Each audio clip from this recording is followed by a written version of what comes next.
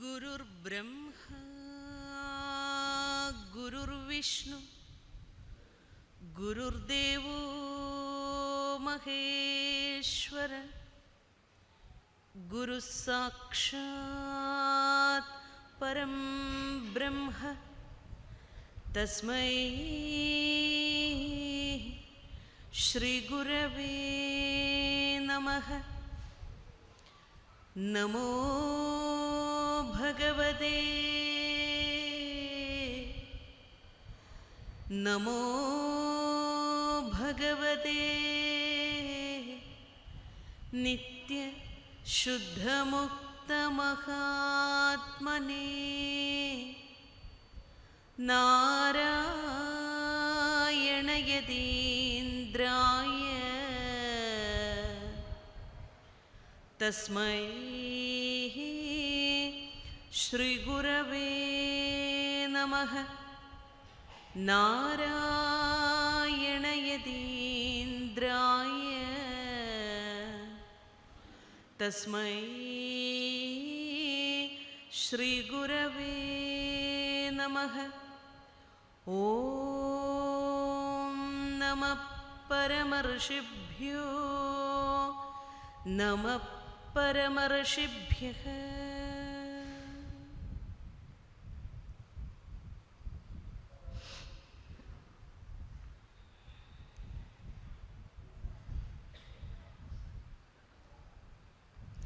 ശ്രീനാരായണ ധർമ്മപരിപാലന യോഗം ഓതറ ശാഖയിലെ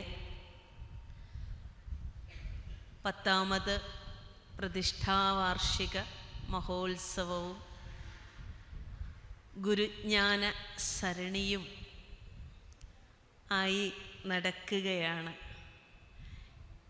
ഈ ഒരു അവസരത്തിൽ എന്നെ ഇങ്ങോട്ടേക്ക് ക്ഷണിച്ച ഇതിൻ്റെ സംഘാടകർക്കും ഈ ഒരു സായം സന്ധ്യയിൽ ഗുരുവിനെ ശ്രവിക്കുവാനായി എത്തിയിട്ടുള്ള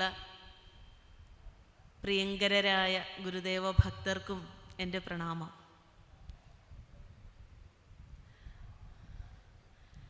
രണ്ട് മൂന്ന് വർഷങ്ങൾക്ക് മുൻപ് ഇവിടെ വന്നിട്ടുണ്ട് ഒരു പ്രതിഷ്ഠാ വാർഷികത്തിന്. അന്ന് വന്നതിലും മനോഹരമാകുന്നു ഈ ഇടം. ഗുരുവിൻ്റെ ഇടം ഓരോ വട്ടം വന്നു പോകുമ്പോഴും ഒരുപാട് മാറ്റങ്ങൾ, സൗന്ദര്യമുള്ള മാറ്റങ്ങൾ, മനോഹരമായ മാറ്റങ്ങൾ ഇവിടെ കാണുമ്പോൾ ഒരു ഗുരുഭക്ത എന്ന നിലയിൽ ഒരുപാട് ചാരിതാർത്ഥ്യം തോന്നും. ചിലയിടങ്ങളിൽ ചെല്ലുമ്പോൾ നമുക്കൊരു ചാരിതാർത്ഥ്യം ഉണ്ടാവും. ഓ, ഗുരുദേവൻ എത്ര മനോഹരമായിട്ട് എത്ര അന്തസ്സോട് കൂടിയിട്ടാണ് ഇരിക്കുന്നത് എന്ന് കാണുമ്പോൾ. അപ്പോൾ എല്ലാവിധമായ പ്രൗഢിയോടും മഹിമയോടും കൂടി ഗുരു ഇരിക്കുന്നത് കാണാൻ നമുക്കൊക്കെ വലിയ ഇഷ്ടമാണ്, സന്തോഷമാണ്, അഭിമാനമാണ്. അങ്ങനെയാണ് ഓതറ ശാഖയിലെ മാറ്റങ്ങൾ ഓരോ തവണ വരുമ്പോഴും. ഇന്ന് ഗുരുവിൻ്റെ റിക്ഷാവണ്ടിയുടെ സമർപ്പണവും നടന്ന ഒരു പുണ്യ ദിവസമാണ് അല്ലേ. ഒരു ഭവനങ്ങളിലും ഞാനിങ്ങോട്ട് എന്നെ കൂട്ടിക്കൊണ്ട് വരണ വഴിക്ക് അനീഷ് പറയുമായിരുന്നു, എല്ലാ വീടുകളിലും ഈ റിക്ഷാവണ്ടിയുമായി പോകാറുണ്ട്, എല്ലാ വീടുകളിലും ഗുരുദേവനെ എത്തിക്കാറുണ്ട്. അപ്പോൾ അതൊക്കെ ഒരു പുതിയ സംസ്കാരം, ഒരു പുതിയ ആചരണം, ഒരു പുതിയ അനുഷ്ഠാനമൊക്കെ നമ്മുടെ ജീവിതത്തിലേക്ക് കൊണ്ടുവരികയാണ് ചെയ്യുന്നത്. അപ്പോൾ ഗുരുവിനെ കൂടുതൽ ആഴമുള്ള അനുഭവമാക്കി മാറ്റുക എന്നുള്ളതാണ് നമ്മുടെ എല്ലാവരുടെയും അന്വേഷണത്തിൻ്റെ ഭാഗമാകേണ്ടത്. ഗുരു എനിക്ക് കൂടുതൽ അനുഭവമാകണം, ഗുരു എനിക്ക് കൂടുതൽ ആനന്ദത്തെ പ്രദാനം ചെയ്യുന്ന സർവേശ്വരനായിട്ട് ഭവിക്കണം. സർവമംഗളസിദ്ധയേ എന്ന് നമ്മൾ പ്രാർത്ഥിക്കാറുണ്ടല്ലോ. ശ്രീനാരായണ ഗുരും വന്ദേ സർവമംഗളസിദ്ധയേ എന്ന്. ആ സർവമംഗളങ്ങളെയും സിദ്ധിച്ചു തരുന്ന, സർവമംഗളങ്ങളെയും നമുക്ക് അനുഗ്രഹിച്ചരുളുന്ന ആ ശ്രീ ഗുരുദേവൻ്റെ പാദകമലങ്ങളിലാണ് നമ്മെപ്പോലുള്ള ഭക്തരുടെ ആശ്രയം. അതുമാത്രമേ നമുക്ക് ഈ സംസാര സാഗരത്തെ അല്ലെങ്കിൽ ഈ കൊച്ചു ജീവിതത്തെ ധന്യമാക്കുന്നതിനുള്ള, പരിപാവനമാക്കുന്നതിനുള്ള, പരിശുദ്ധമാക്കുന്നതിനുള്ള, അർത്ഥപൂർണമാക്കുന്നതിനുള്ള ഏറ്റവും നല്ല ഉപായം ആ തൃച്ചേവടികളെ ശരണം ഗമിക്കുക എന്നുള്ളതാണ്. മാത്രമല്ല, ഞാൻ ഇവിടേക്ക് വരുമ്പോൾ ഇങ്ങനെ അമ്മമാർ ഇങ്ങനെ ഗുരുദേവ കൃതികൾ വളരെ സുഗമമായി ആലപിക്കുന്നത് കേൾക്കുകയാണ്. പലയിടങ്ങളിലും ഗുരുദേവ കൃതികളെ മാറ്റിവെക്കാറുണ്ട്. എളുപ്പം ചൊല്ലാൻ കഴിയുന്ന ഒരുപാട് കുട്ടിക്കവിതകളൊക്കെ ഗുരുവിനെ കുറിച്ചുണ്ട്. കവിതകളുണ്ട് ഒരുപാട്. ഈ കുട്ടിക്കവിതകൾ മാത്രം അതിനൊരു ഈണമുണ്ട്, അതിന് വലിയ പ്രയാസമൊന്നുമില്ല, ആ പുസ്തകം ഇല്ലെങ്കിലും ഒക്കെ ചൊല്ലാൻ പറ്റും. അപ്പോൾ അങ്ങനെയാണ് പലയിടങ്ങളിലും കേൾക്കാറ്. അതിൽ നിന്ന് വ്യത്യസ്തമായി ഗുരുദേവ കൃതികളുടെ ഒരു കീർത്തനമാല പോലെ ഈ പരിസരങ്ങളിലേക്ക് ഈ മൈക്കിലൂടെ ഇങ്ങനെ ഒഴുകിയെത്തിയത് കേട്ടപ്പോൾ അപ്പോഴും സന്തോഷം തോന്നി. അപ്പോൾ ഇവിടെയൊക്കെ അമ്മയുടെയൊക്കെ നിതാന്തമായ പരിശ്രമത്തിൻ്റെ അല്ലേ ആരെങ്കിലുമൊക്കെ മുന്നിട്ട് ഇറങ്ങുമ്പോഴാണ് ഗുരുവിൻ്റെ തനതായിരിക്കുന്ന ഒരു പാരമ്പര്യത്തെ, ഗുരുവിൻ്റെ തനതായിരിക്കുന്ന ഒരു ദർശനത്തെ നമ്മുടെ ജീവിതത്തിലേക്കൊക്കെ നമുക്ക് പകർത്താനായിട്ട് സാധിക്കുകയുള്ളൂ. അപ്പോൾ ഗുരുദേവനെ നേരിട്ടറിയുക, ഗുരുദേവനെ നേരിട്ട് പരിചയപ്പെടുക എന്നുള്ളതിൻ്റെ ആദ്യ ഭാഗം അല്ലെങ്കിൽ ആദ്യത്തെ സംഗതി എന്താണ് എന്ന് ചോദിച്ചാൽ ഗുരുവിൻ്റെ വചനങ്ങളെ വായിക്കുക എന്നുള്ളതാണ്. അപ്പോൾ ഗുരുവിനെ നേരിട്ട് പരിചയപ്പെടാനുള്ളൊരു മാർഗം ഗുരുദേവ കൃതികൾ വായിക്കുക എന്നുള്ളതിൽ കവിഞ്ഞ ഒരു മാർഗം വേറെ ഇല്ല. അതാണ് നേരായ വഴി. അതാണ് നേരാം വഴി കാട്ടും ഗുരുവല്ലോ പരദൈവം. ദൈവത്തിലേക്ക് വഴികാട്ടുന്ന നേരായ വഴിയാണ് ഗുരുവെങ്കിൽ ഗുരുവിലേക്ക് വഴികാട്ടുന്ന നേരായ വഴിയാണ് ഗുരുദേവ കൃതികൾ. അപ്പോൾ ആ ഗുരുദേവ കൃതികളെ ആശ്രയിച്ചുകൊണ്ടാണ് നമ്മൾക്ക് ഗുരുവിനെ തെറ്റില്ലാതെ ഇത്തിരിയെങ്കിലും അറിയാൻ സാധിക്കുക.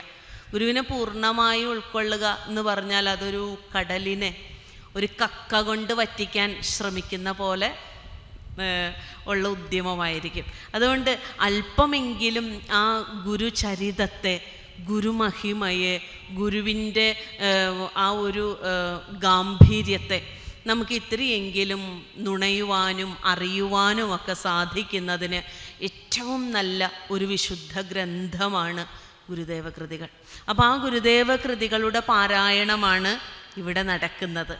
ഞാനും ഈയിടെയായി എവിടെ പോകുമ്പോഴും ഈ ഒരുപാട് ഇങ്ങനെ പൊതുവായ കാര്യങ്ങൾ പറയണതൊക്കെ സത്യം പറഞ്ഞാൽ മടുത്തു തുടങ്ങി. ഇങ്ങനെ എന്തെങ്കിലുമൊക്കെ അങ്ങനെ പറയാം ഇങ്ങനെ പറയാം. ഇപ്പോൾ എന്താ ഇഷ്ടം എന്ന് ചോദിച്ചാൽ എന്തെങ്കിലുമൊക്കെ ഗുരുദേവ കൃതികളിലെ ഏതെങ്കിലുമൊക്കെ വരികളെടുത്ത് ഇങ്ങനെ സ്വാധ്യായം ചെയ്യുക, ഏതെങ്കിലുമൊക്കെ വരികളെടുത്ത് വെച്ച് ഇങ്ങനെ പരിചിന്തനം ചെയ്യുക. അതൊരു സുഖമുള്ള ഏർപ്പാടായിട്ട് എനിക്ക് തോന്നി. കേൾക്കുന്നവർക്ക് എങ്ങനെയാണ് എന്ന് എനിക്ക് അറിഞ്ഞുകൂടാ. പക്ഷേ ഈ ഗുരുദേവ കൃതികളുടെ ഈ ഉള്ളിലോട്ടുള്ള പോക്ക്, ഗുരുദേവ കൃതികളിലൂടെ തന്നെ നമ്മൾ പോകുമ്പോൾ നമുക്ക് കിട്ടുന്ന ഒരു ആത്മസുഖമുണ്ട്, ഒരു അധ്യാത്മപ്രസാദമുണ്ട്. അത് മനസ്സിൻ്റെ ഒരു അവസ്ഥയാണ്, അധ്യാത്മപ്രസാദം. നമ്മൾ ഗുരുദേവ കൃതികളൊക്കെ വായിക്കുമ്പോൾ, ഗുരുവിനെ കുറിച്ചൊക്കെ പഠിക്കുമ്പോൾ നമ്മുടെ ഹൃദയത്തിന് കൈവരുന്ന സ്വസ്തിയാണ് ഈ അധ്യാത്മപ്രസാദം. ഈ അധ്യാത്മപ്രസാദം ഗുരുദേവ കൃതികളെയൊക്കെ ഇങ്ങനെ വായിച്ചു പോകുമ്പോൾ നമുക്ക് കിട്ടും. അതിൽ അങ്ങനെ ഒരു കൃതിയാണ് ഭദ്രകാള്യഷ്ടകം. വായിക്കാറില്ലേ? നമ്മൾ എല്ലാവരും വായിക്കാറുള്ളതാണ്. അപ്പോൾ ഭദ്രകാള്യഷ്ടകത്തിൻ്റെ ഒരു അതിവിശദമായ പഠനമൊന്നുമല്ല, പക്ഷെ എങ്കിലും അതിൽ ചില കാര്യങ്ങൾ നിങ്ങളോട് പങ്കുവയ്ക്കാം എന്നാണ് വിചാരിക്കുന്നത്. അപ്പോൾ അതിന് മുന്നോടിയായിട്ട് ഭദ്രകാള്യഷ്ടകം ഒന്ന് ചൊല്ലാം അല്ലേ? അപ്പോൾ അത് കേൾക്കാമല്ലോ. എന്നിട്ട് നമുക്ക് ഭദ്രകാളിയെക്കുറിച്ച് പറയാം.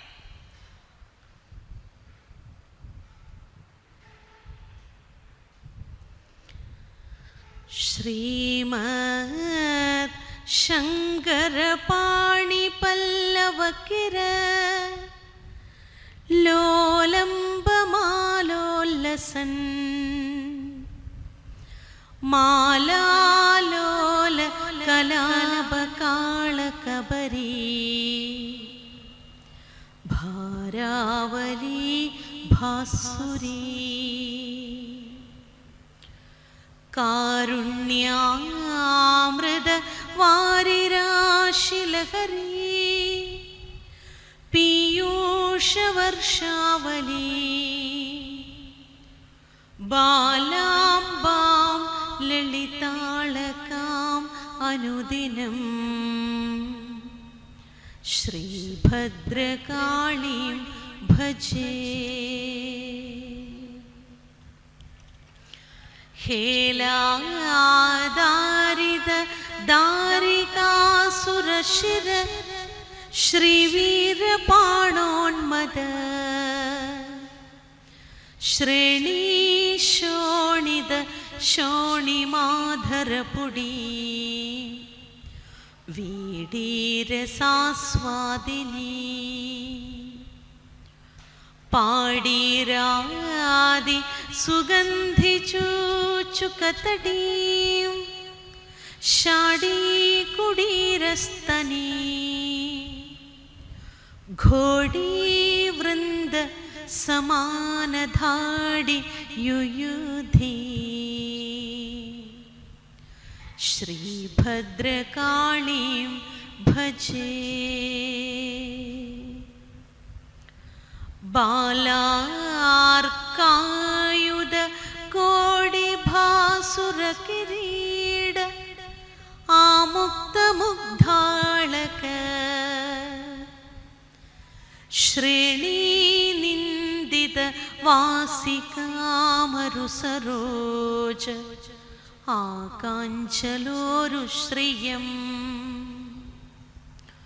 വീണാ വാദന കൗശലാ ശയശയ ശ്രീയാനന്ദ സന്ദായിനി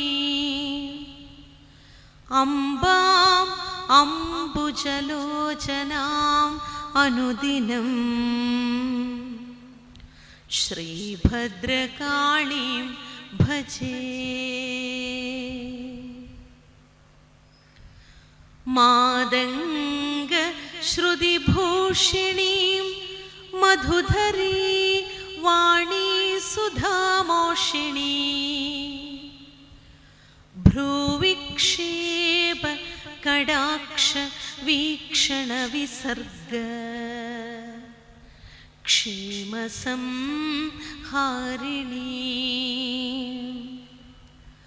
മാതംഗീം महिषासुर प्रमथिनीं माधुर्य धुर्याकर श्रीकारोत्तर पाणि पंकजपुडी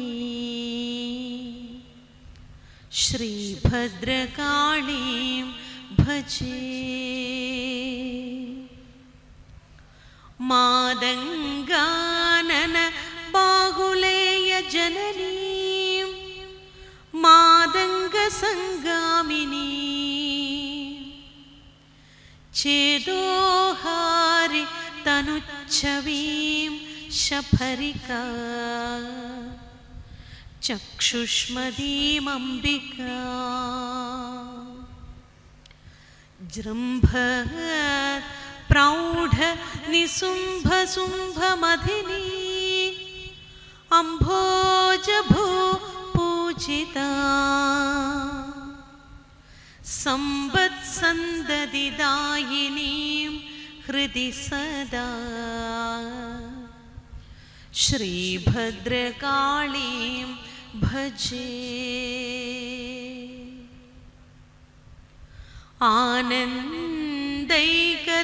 आनन्दैकतरङ्गिणीम् अमलहृन्नाळीकहंसीमणि पीनोत्तुङ्ग घनस्तनां घनलस पाडीर पङ्गोज्ज्वला क्षौमा वीदनिदम्बबिम्बरशना स्यूदक्वणत्किङ्किणी येणाङ्गाम्बुज भासुरास्य नयना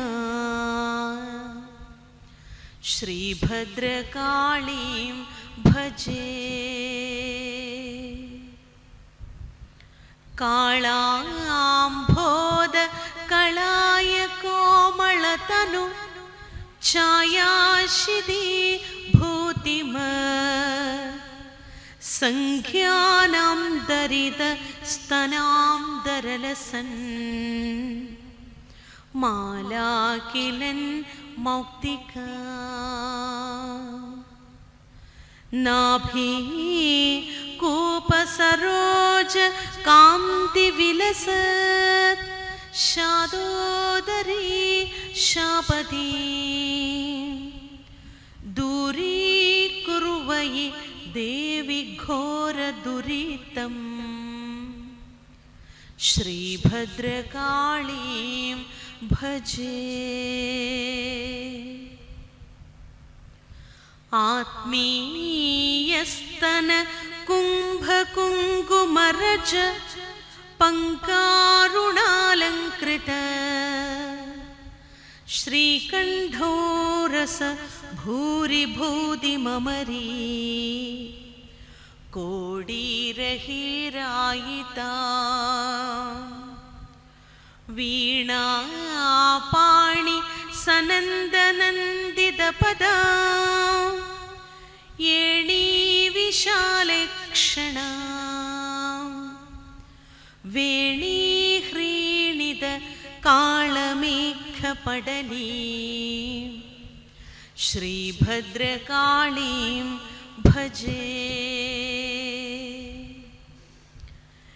ദേവീ പാദ പയോജ പൂജനമിതി ശ്രീഭദ്രകാള്യഷ്ടകം രോഗൗഘാഘ ഘനാനിലായിതമിദം പ്രാതപ്രഗേയ പഠൻ ശ്രേയ ശ്രീ ശിവകീർത്തി സമ്പദമലം സംപ്രാപ്യ സമ്പന്മഹീ ശ്രീദൈവീം അനപായിനീം ഗതിമയൻ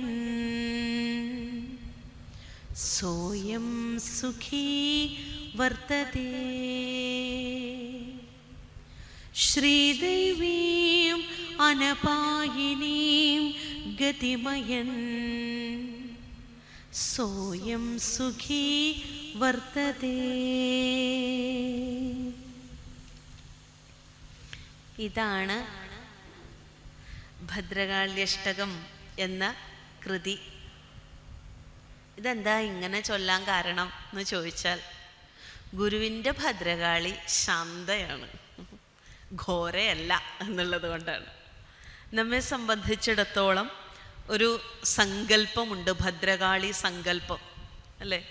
വളരെ ഭീകരമായ രൂപത്തോടു കൂടിയ, പേടിപ്പെടുത്തുന്ന രൂപത്തോടു കൂടിയ, കൊടുവാളൊക്കെ കയ്യിലേന്തിയ, കൊടുങ്കാളിയല്ലേ എന്നൊക്കെ ചോദിക്കുന്ന പാട്ടൊക്കെ പാടാൻ കഴിയുന്ന ഒരു ഭദ്രകാളി സങ്കല്പമാണ് നമുക്കുള്ളത്. ഒരു വളരെ ഭീകരരൂപിയായിട്ടുള്ള, നമുക്ക് കണ്ടു കഴിഞ്ഞാൽ അടുത്തേക്ക് ചെല്ലാൻ തോന്നാത്ത വിധത്തിൽ ഭയം ജനിപ്പിക്കുന്ന ഭയങ്കരിയായ ഒരു രൂപമാണ് ഭദ്രകാളിയുടേത്.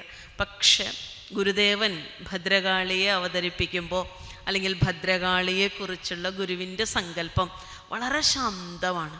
ഗുരുവിനെ പോലെ തന്നെ ശാന്തമാണ് ഗുരുവിൻ്റെ ഭദ്രകാളിയും. ഗുരുവിൻ്റെ ദേവതാസങ്കല്പങ്ങളൊക്കെ എടുത്തു നോക്കിയാൽ, ഗുരു നമുക്ക് പരിചയപ്പെടുത്തി തന്ന ദേവതാസങ്കല്പങ്ങളെയൊക്കെ നോക്കിയാൽ അത് ഗുരുവിനെ പോലെ തന്നെ മഹിമയുള്ള ദേവതകളെയാണ്, ശാന്തമായ ദേവതകളെയാണ്.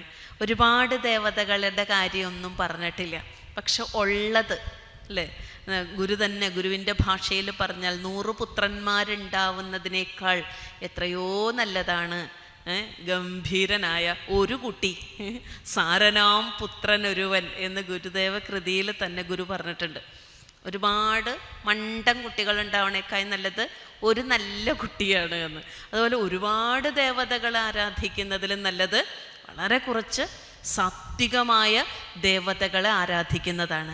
അപ്പോൾ ദേവീ സങ്കല്പത്തിലേക്ക് വരുമ്പോഴും ഗുരുദേവ കൃതികളിൽ നമുക്കറിയാം ഗുരുവിനെ ദേവിയെ സ്തുതിച്ചെഴുതിയ 5-6 കൃതികളുണ്ട്. ജനനീ നവരത്നമഞ്ജരി ആയാലും, ദേവീ പ്രണാമ ദേവ്യഷ്ടകമായാലും, മണ്ണന്തല ദേവീസ്തവമായാലും, ദേവീസ്തവമായാലും, ഈ പറഞ്ഞ ഭദ്രകാളിയഷ്ടകം തുടങ്ങിയ നിരവധിയായ കൃതികളുണ്ട്. അതിലൊരു പ്രൗഢമായ വേദാന്ത കൃതിക്ക് സമാനമായതാണ് ജനനീ നവരത്നമഞ്ജരി. അത് തനി വേദാന്തമാണ്, അത് തങ്കമാണ്. ജനനീ നവരത്നമഞ്ജരിയിൽ നിന്ന് ഭദ്രകാളിയഷ്ടകത്തിലേക്ക് വരുമ്പോൾ അത് തീർച്ചയായും ഒരു ആത്മാന്വേഷിക്ക് വേണ്ടിയിട്ടുള്ളതല്ലാതെ ആർത്തന്മാർക്ക് വേണ്ടി എഴുതിയതാണ്. ആർത്തൻ എന്ന് പറഞ്ഞാൽ ദുഃഖിതൻ അല്ലേ? ഭക്തന്മാരൊക്കെ സങ്കടമുള്ളവരാണ്. സങ്കടങ്ങൾ മാറണം. സങ്കടങ്ങൾ മാറുന്നതിനാണ് നമ്മൾ പ്രാർത്ഥിക്കുന്നത്. അപ്പോൾ ആരാണ് ഈശ്വരനെ പ്രാർത്ഥിക്കുന്നത് എന്ന് ചോദിച്ചാൽ അതിൽ ഏറ്റവും പ്രധാനി ആർത്തന്മാരാണ്. ദുഃഖിതർക്കാണ് പ്രാർത്ഥന പെട്ടെന്ന് വരിക. വേദന വരുമ്പോഴാണ് നമ്മൾ പെട്ടെന്ന് പ്രാർത്ഥനയെക്കുറിച്ച് ഓർക്കുക. ദുഃഖം വരുമ്പോഴാണ് നമ്മൾ ക്ഷേത്രത്തിൽ പോകേണ്ട കാര്യം ഓർക്കുക. ദുഃഖം വരുമ്പോഴാണ് നമ്മൾ വിളക്ക് വയ്ക്കുന്ന കാര്യം ഓർക്കുക. ദുഃഖം വരുമ്പോഴാണ് നമ്മൾ ദൈവദശകം ആഴത്തിലൊന്ന് ചൊല്ലുന്ന കാര്യം ഓർക്കുക. ഇതൊക്കെ നമ്മൾ ചെയ്യണമെങ്കിൽ ദുഃഖം വരണം. സന്തോഷം വരുമ്പോൾ നമ്മൾ പറയും പിന്നെ ആട്ടെ പറയും. ദുഃഖം വരുമ്പോൾ അങ്ങനെയല്ല. ദുഃഖം വരുമ്പോൾ അപ്പം ചെയ്യും കാര്യങ്ങൾ. കാരണം ദുഃഖം മാറണം. എല്ലാവരുടെയും ആത്യന്തികമായ അന്വേഷണം ദുഃഖം മാറുക എന്നുള്ളതാണ് അല്ലേ? ഈ ദുഃഖം മാറുന്നതാണ് ഏറ്റവും വലിയ മതമായിട്ട് ഗുരു പറഞ്ഞത്. അല്ലാതെ ക്രിസ്തു മതമോ ഹിന്ദു മതമോ ഇസ്ലാം മതമോ ഒന്നും അല്ല ഗുരു പറഞ്ഞ മതം. ഗുരു പറഞ്ഞ മതം എന്താണ്?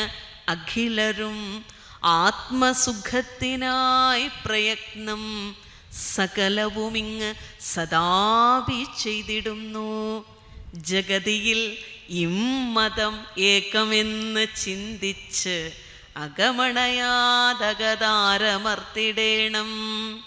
ജഗതിയിൽ ഇമ്മതം ഏകം. ഈ ലോകത്ത് ഈ ഒരു മതം ഏകമാണ്. ആരോട് ചോദിച്ചാലും ദുഃഖം വേണ്ട എന്ന് ഒറ്റ അഭിപ്രായ. എല്ലാവർക്കും എന്തു മതി? സുഖം വേണം.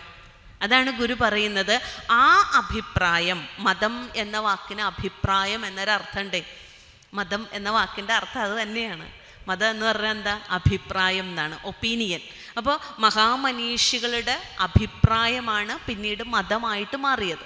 മഹാമനീഷികൾ പറഞ്ഞ അഭിപ്രായങ്ങളാണ് പിന്നീട് നമ്മെപ്പോലുള്ള ആളുകൾ അവരുടെ അനുയായികളായിട്ട് ആ അഭിപ്രായത്തെ സ്വീകരിക്കുന്നവരായി മാറിയത്. അപ്പോൾ ഗുരുവിൻ്റെ അഭിപ്രായത്തെയാണ് നമ്മൾ സ്വീകരിക്കുന്നത്, മാനിക്കുന്നത്. പക്ഷേ ഈ മതത്തിൻ്റെ കാര്യം എടുത്ത് നോക്കുമ്പോൾ, ഈ അഭിപ്രായത്തിൻ്റെ കാര്യം ചോദിക്കുമ്പോൾ എല്ലാവർക്കും ഒരൊറ്റ മതമുണ്ട്. അതെന്താണ്?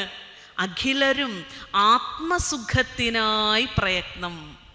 എല്ലാവരും എന്തിനാ വേണ്ടിയാ ശ്രമിക്കുന്നത്? എല്ലാവരും എന്തിനു വേണ്ടിയാ പ്രയത്നിക്കുന്നത്? എല്ലാവരും എന്തിനു വേണ്ടിയിട്ടാണ് ജീവിക്കാൻ ആഗ്രഹിക്കുന്നത്? ആത്മസുഖം എന്ന് വെച്ചാൽ എന്താ? എനിക്ക് സുഖം വേണം. എനിക്ക് സുഖം വേണം എന്ന കാര്യത്തിൽ ഒറ്റക്കെട്ടാണ് അഭിപ്രായം. അത് ഹിന്ദുവിനോട് ചോദിച്ചാലും ഇസ്ലാമിയോട് ചോദിച്ചാലും ക്രിസ്ത്യാനിയോട് ചോദിച്ചാലും അവൻ പറയും എന്ത് വേണം? സുഖം വേണം. അപ്പം സുഖം വേണം എന്നുള്ളതാണ് എല്ലാവരുടെയും മതം, ഏകമതം. അതുകൊണ്ട് ആ മതം ഏകമാണ് എന്നുള്ളതാണ്. ആ ആത്മസുഖത്തിലേക്ക് നമ്മളെ കൊണ്ടെത്തിക്കുവാൻ പ്രാർത്ഥനകൾ ഒരു പരിധി വരെ നമ്മളെ ഉപകരിക്കുന്നുണ്ട്. അതുകൊണ്ടാണ് ആർത്തന് വേണ്ടിയിട്ടും പ്രാർത്ഥനകൾ എഴുതി തരുന്നത്. ഈ സ്തോത്രകൃതികളൊക്കെ തന്നെയും ആർത്തന്മാർക്ക് വേണ്ടി, ദുഃഖിതരായിരിക്കുന്ന ആളുകൾക്ക് അവരുടെ ജീവിതത്തിലെ പ്രതിസന്ധികളെ തരണം ചെയ്യുന്നതിന് വേണ്ടിയിട്ട് ഗുരു തന്ന വലിയ ഒരു മൃതസഞ്ജീവനിയാണ്, ഔഷധമാണ്. എങ്ങനെയാണ്, ഏത് ടാബ്ലറ്റാണ് കഴിക്കേണ്ടത്? വിഷമം വരുമ്പോൾ ഗുരു ഡിപ്രഷൻ്റെ മരുന്ന് കഴിക്കണ്ട, പകരം ഈ ഭദ്രകാളി അഷ്ടകം ഒന്ന് അറിഞ്ഞ് ചൊല്ലിയാൽ മതി. ഈ അറിഞ്ഞ് ചൊല്ലുമ്പോൾ തന്നെ നമ്മുടെ ഉള്ളിൽ ഒരു ശാന്തത ഉണ്ടാവും, ഒരു സ്വസ്തി ഉണ്ടാവും. നിങ്ങൾ ഗുരുദേവ കൃതികൾ നിങ്ങൾ പരീക്ഷിച്ച് നോക്കാവുന്നതാണ്. നിങ്ങളുടെ മനസ്സ് എത്ര അലോസരപ്പെട്ടിരിക്കുമ്പോഴും ഒരു ഭദ്രകാളി അഷ്ടകമോ ഒരു ജനനീ നവരത്ന മഞ്ജരിയോ എന്തെങ്കിലും അനുകമ്പാദശകമായാലും മതി. വളരെ സമാധാനത്തോടു കൂടിയിരുന്ന് പാരായണം ചെയ്യുമ്പോൾ തന്നെ നമ്മളെ അലട്ടിക്കൊണ്ടിരുന്ന വിഷമത്തിൽ നിന്ന് നമ്മൾ പുറത്തു കിടക്കും. അത് ചൊല്ലുന്നതിന് മുമ്പുള്ള നമ്മളായിരുന്നില്ല, അത് ചൊല്ലിയതിന് ശേഷമുള്ള നമ്മൾ. അത്രയ്ക്കും നമ്മളുടെ അടിസ്ഥാനപരമായിട്ടുള്ള അത്തരത്തിലുള്ള മൂഡിനെ മാറ്റാൻ, അല്ലെങ്കിൽ അത്തരത്തിലുള്ള മനോഭാവത്തെ മാറ്റാൻ എപ്പോഴും ഗുരു എഴുതിയ വാക്കുകൾ വളരെ വളരെ ശക്തിയോടുകൂടി തന്നെ നമുക്ക് പ്രയോജനപ്പെടുന്നുണ്ട്. അങ്ങനെ നോക്കുമ്പോൾ ഗുരു എഴുതിയ ദേവീ സ്തോത്രങ്ങളിൽ ഒരു വളരെ സാധാരണമായ അർത്ഥത്തെ ധ്വനിപ്പിക്കുന്നതും എന്നാൽ വളരെ ഗാംഭീര്യമുള്ളതും, അതൊക്കെ ചൊല്ലുമ്പോൾ തന്നെ മനോബലം നഷ്ടപ്പെട്ട നമുക്കൊരു ആത്മബലം എവിടെ നിന്നോ വരുന്നത് പോലെ തോന്നും. ഈ ഭദ്രകാളി അഷ്ടകമൊക്കെ ചൊല്ലുമ്പോൾ മനക്കരുത്ത് നഷ്ടപ്പെട്ടവർ ഭദ്രകാളി അഷ്ടകം ഒന്ന് ചൊല്ലുമ്പോൾ എവിടെ നിന്നാണ് ആത്മബലം വീണ്ടെടുക്കുക എന്ന് നമുക്ക് പറയാൻ പറ്റില്ല. അത്രയും ഒരു ആത്മീയമായ ഒരു ഊർജത്തെ നൽകുവാൻ ഇത്തരം കൃതികൾക്ക് ശേഷിയുണ്ട്. അതുകൊണ്ട് ഗുരുദേവൻ സർവലോകാനുരൂപനായതുകൊണ്ട് തന്നെ ആർത്തനും പരിഹാരം വേണം, ജിജ്ഞാസുവിനും പരിഹാരം വേണം, സത്യാന്വേഷിക്കും പരിഹാരം വേണം. എല്ലാ തലത്തിലുമുള്ള ആളുകൾക്കും ചൊല്ലാവുന്ന കൃതികൾ നമുക്ക് ഗുരുദേവ കൃതികളിൽ കാണാൻ കഴിയും. ഏത് ആളുകൾക്കും എടുത്ത് ആലപിക്കാവുന്ന, അല്ലെങ്കിൽ ഏത് ടൈപ്പ് ആളുകൾക്കും വായിക്കാവുന്ന, ഉൾക്കൊള്ളാവുന്ന, വിചാരം ചെയ്യാവുന്ന കൃതികൾ നമുക്ക് കാണാൻ കഴിയും. അത്തരത്തിൽ നോക്കുമ്പോൾ വളരെ സാധാരണമായ കുറേ പുരാണ സംബന്ധമായ കാര്യങ്ങളെയൊക്കെ ചേർത്തുകൊണ്ട് ഗുരു എഴുതിയ ആദ്യകാല രചനകളിലാണ് ഗുരുദേവൻ ഇങ്ങനെ സ്തോത്രകൃതികളൊക്കെ അധികം എഴുതുക. അങ്ങനെ എഴുതുന്ന ഒരു കൃതിയാണ് ഈ ഭദ്രകാളി അഷ്ടകം. അപ്പോൾ ഭദ്രകാളി എന്ന വാക്കിന് ഭദ്രം എന്ന് പറഞ്ഞാൽ എന്താ? മംഗളം, നന്മ വരുത്തുന്നവൾ എന്നാണ് അർത്ഥമുള്ളൂ. അതിന് വേറൊരു അർത്ഥമില്ല. ഭദ്രകാളിന്ന് നമ്മൾ ദേഷ്യം വരുമ്പോൾ വിളിക്കണ വാക്കൊന്നും അല്ല ഗുരു പറയുന്ന ഭദ്രകാളി. ഭദ്രം എന്ന് വെച്ചാൽ ഭദ്രം ചെയ്യുന്നവൾ, മംഗളം ചെയ്യുന്നവൾ. കാളി എന്ന് പറഞ്ഞാലോ കറുത്തവൾ. ദേവിയുടെ നിറം കറുപ്പാണ്. അപ്പോൾ കറുത്ത നിറമുള്ളവൾ എന്നാണ്. ഈ നീലവർണ്ണമാണ്. ശ്യാമള എന്നാണ് ദേവിയെ വിളിക്കുക. ഈ ശ്യാമം നിറം എന്ന് വെച്ചാൽ കറുത്ത നിറം എന്നാണ്. കൃഷ്ണൻ്റെയൊക്കെ നിറമാണ് ശ്യാമ നിറം. അപ്പം ശ്യാമളയാണ് ദേവി. അപ്പോൾ ആ ശ്യാമളയാകുന്ന ദേവിയെ നമ്മൾ ആരാധിക്കുന്ന, അല്ലെങ്കിൽ ആ ശ്യാമളയാകുന്ന ദേവി എന്ന അർത്ഥത്തിലാണ്, കറുത്ത നിറത്തോടു കൂടിയ മംഗളസ്വരൂപിണി എന്ന അർത്ഥത്തിലാണ് ഭദ്രകാളി എന്ന് പറയുന്നത്. അപ്പോൾ ആ ഭദ്രകാളിയെ സ്തുതിക്കുന്ന 8 പദ്യങ്ങൾ അടങ്ങുന്നതാണ് ഭദ്രകാളി അഷ്ടകം. അപ്പോൾ ഗുരുദേവൻ്റെ ഏതൊരു രചനയിലും നമ്മൾ നോക്കിക്കഴിഞ്ഞാൽ ആ പേരിൽ തന്നെ നോക്കിയാൽ അത്ര പദ്യം ഉണ്ടെന്ന് മനസ്സിലാക്കാൻ കഴിയും. ഒരിത്തിരി സംസ്കൃത വാക്കായിരിക്കും ഉപയോഗിക്കണമെങ്കിലും അഷ്ടകം എന്ന് കേൾക്കുമ്പോൾ നമുക്ക് 8 ആണെന്നൊക്കെ ഇപ്പോൾ അമ്മമാർക്കൊക്കെ സാധാരണ അറിയാം. പഞ്ചകം എന്ന് കേൾക്കുമ്പോൾ 5 എന്നും, അല്ലെങ്കിൽ ദശകം എന്ന് കേൾക്കുമ്പോൾ 10 എന്നും, ശതം എന്ന് കേട്ടാൽ 100 എന്നും എന്നൊക്കെ നമ്മളിതൊക്കെ ഇങ്ങനെ വായിച്ച് തന്നെ നമുക്ക് സംസ്കൃതവും മലയാളവും തമിഴും ഒക്കെ നമ്മളും പഠിച്ചു, നമ്മൾ പോലും അറിയാതെ പഠിച്ചതാണ്. അപ്പോൾ അങ്ങനെയുള്ള ദേവിയെ സ്തുതിക്കുന്ന മാത്രമല്ല, ഇതിൻ്റെ അവസാനത്തിൽ ഗുരു ഒരു ഫലശ്രുതിയും പറഞ്ഞിട്ടുണ്ട്. ഇത് ചൊല്ലിയാൽ എന്താ ഗുണം, ഇത് ചൊല്ലിയാൽ എന്താണ് മെച്ചം, എന്താണ് പ്രയോജനം എന്ന് കൂടിയിട്ട് ഒരു ഫലശ്രുതി കൂടി എഴുതി വെച്ചിട്ടാണ് ഈ ഭദ്രകാളി അഷ്ടകം തുടങ്ങുന്നത്. അപ്പോൾ അതിൻ്റെ ആദ്യ പദ്യത്തിലാണ് എന്തു പറയുന്നത്? ശ്രീമത് ശങ്കരപാണി പല്ലവകിരൽ ലോലംബമാലോല്ലസൻ മാലാലോലകലാപകാളകപരീ ഭാരാവലീ ഭാസുരീം കാരുണ്യാമൃതവാരിരാശിലഹരി പീയൂഷവർഷാവലീം ബാലാംബാം ലളിതാളകാം അനുദിനം ശ്രീഭദ്രകാളീം ഭജേ. ബാലാംബയെ, ലളിത അളകം, ശ്രീഭദ്രകാളീം ഭജെ. എല്ലാ പദ്യത്തിൻ്റെ അവസാനവും എന്തുണ്ട്? ഞാൻ ഭദ്രകാളിയെ ഭജിക്കുന്നു, സേവിക്കുന്നു, ഉപാസിക്കുന്നു, പ്രാർത്ഥിക്കുന്നു. നീയല്ലാതെ മറ്റൊരു ശരണമില്ല എന്ന് അറിയുമ്പോൾ നമ്മൾക്കൊരു ഏകാന്തിക ഭക്തി വരും. ആ ഏകാന്തികമായ ഭക്തിയിൽ നിന്ന് വരുന്ന പ്രാർത്ഥനയാണ് ഗുരുദേവ കൃതികളിലെല്ലാം ഉള്ളത്. ഭഗവത്ഗീതയിൽ അർജുനനോട് കൃഷ്ണൻ പറഞ്ഞ പോലെ സർവധർമാൻ പരിത്യജ്യ മാമേകം ശരണം വ്രജ എന്ന് പറഞ്ഞിട്ടുണ്ട്. എല്ലാ ധർമ്മങ്ങളെയും പരിത്യജിച്ചുകൊണ്ട്, അല്ലയോ അർജുന, നീ ആ വഴി ഈ വഴി ഒന്നും ഓടി നടക്കാതെ അതിനെയൊക്കെ പരിത്യജിച്ച് എന്നെ മാത്രം ശരണം ഗമിക്കൂ. നിനക്ക് വേണ്ടുന്നതെല്ലാം ഞാൻ തരും. നീ എന്തിനാണ് അവർ തരും ഇവർ തരും അവിടെ നിന്ന് കിട്ടും ഇവിടെ നിന്ന് കിട്ടുമെന്ന് വിചാരിക്കണത്?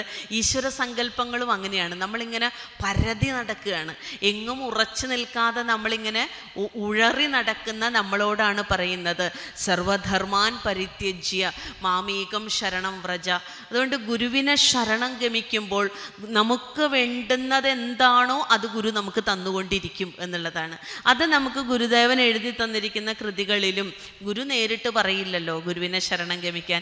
ഗുരു പറയുമ്പോൾ ഭദ്രകാളിയെ ഭജിക്കൂ, ശ്രീകൃഷ്ണനെ ഭജിക്കൂ, ശിവനെ ഭജിക്കൂ എന്നാണ് ഗുരു പറയുള്ളത്. അത് ഗുരുവിൻ്റെ എളിമയാണ്. നമ്മൾ ഗുരുവിനെ ഭജിക്കുന്നു, ഗുരു ഇങ്ങനെ ദേവതകളെ ഭജിക്കുന്നതിനായിട്ട് നമുക്ക് പറഞ്ഞു തരുന്നു. അപ്പം ആ ദേവതയുടെ സ്വഭാവമാണ് പറയുന്നത് ബാലാംബയാണ്. ബാലൻ്റെ അമ്പ. ബാലൻ ആരാണ്? കുമാരനാണ്. കുമാരൻ ആരാണ്? അറുമുഖനാണ്. അറുമുഖൻ്റെ അമ്മയാണ്. അതാണ് ബാലാംബ. പിന്നെ ബാലശബ്ദത്തിന് വേറൊരു അർത്ഥം ഉണ്ട് കേട്ടോ. അറുമുഖൻ്റെ അമ്മ മാത്രമല്ല, ബാലൻ എന്ന വാക്കിന് അജ്ഞൻ എന്നൊരർത്ഥമുണ്ട്. അറിവില്ലാത്തവർ എന്ന് വെച്ചാൽ നമ്മളൊക്കെ ബാലന്മാരാ. ആ നമ്മളുടെ എല്ലാവരുടെയും അമ്മ അല്ലേ? ഈ ജഗത്തിൻ്റെ ആകവേ അമ്മ, ജഗത് ജനനിയാണ് നീ. അങ്ങനെയുള്ള ബാലാംബയെ ഞാൻ നിരന്തരം അനുദിനം. ഇപ്പം ഈ ഭക്തി എന്ന് പറയുന്നത്, പ്രാർത്ഥന എന്ന് പറയുന്നത് ഒരു വട്ടമോ 2 വട്ടമോ 10 വട്ടമോ ചെയ്യേണ്ട കാര്യമല്ല. അത് നമ്മൾ എപ്പോൾ ഇതിൻ്റെ അന്തരാർത്ഥത്തെ നമ്മൾ അറിഞ്ഞോ, എപ്പോൾ നമ്മൾ ഇതിനെക്കുറിച്ച് കേട്ടോ, അന്ന് തൊട്ട് നമ്മളുടെ അവസാന ശ്വാസം വരെ കൊണ്ടുപോകേണ്ടുന്ന നിലയ്ക്കാത്ത ഒരു പ്രവാഹമായിരിക്കണം പ്രാർത്ഥന എന്ന് പറയുന്നത്. അതുകൊണ്ടാണ് അനുദിനം എന്ന് പറഞ്ഞാൽ ഏതെങ്കിലും ഒരിക്കൽ ആറ്റുകാല് പൊങ്കാല വരുമ്പോഴോ അല്ലെങ്കിൽ ചക്കുളത്തുകാവിൽ പൊങ്കാല വരുമ്പോൾ മാത്രം ഭജിക്കാനുള്ളതല്ല. അനുദിനം എന്ന് പറഞ്ഞാലോ എല്ലാ ദിവസവും. നിന്നെ ഓർക്കാത്ത ഒരു ദിനം പോലും എൻ്റെ ജീവിതത്തിൽ ഇല്ലാതിരിക്കട്ടെ ഈശ്വര എന്നാണ് പറയുന്നത്. ഭഗവാനില്ലാത്ത ഒരു ദിവസം പോലും നമ്മുടെ ജീവിതത്തിൽ നിന്ന് ഇല്ലാണ്ടാവരുത്.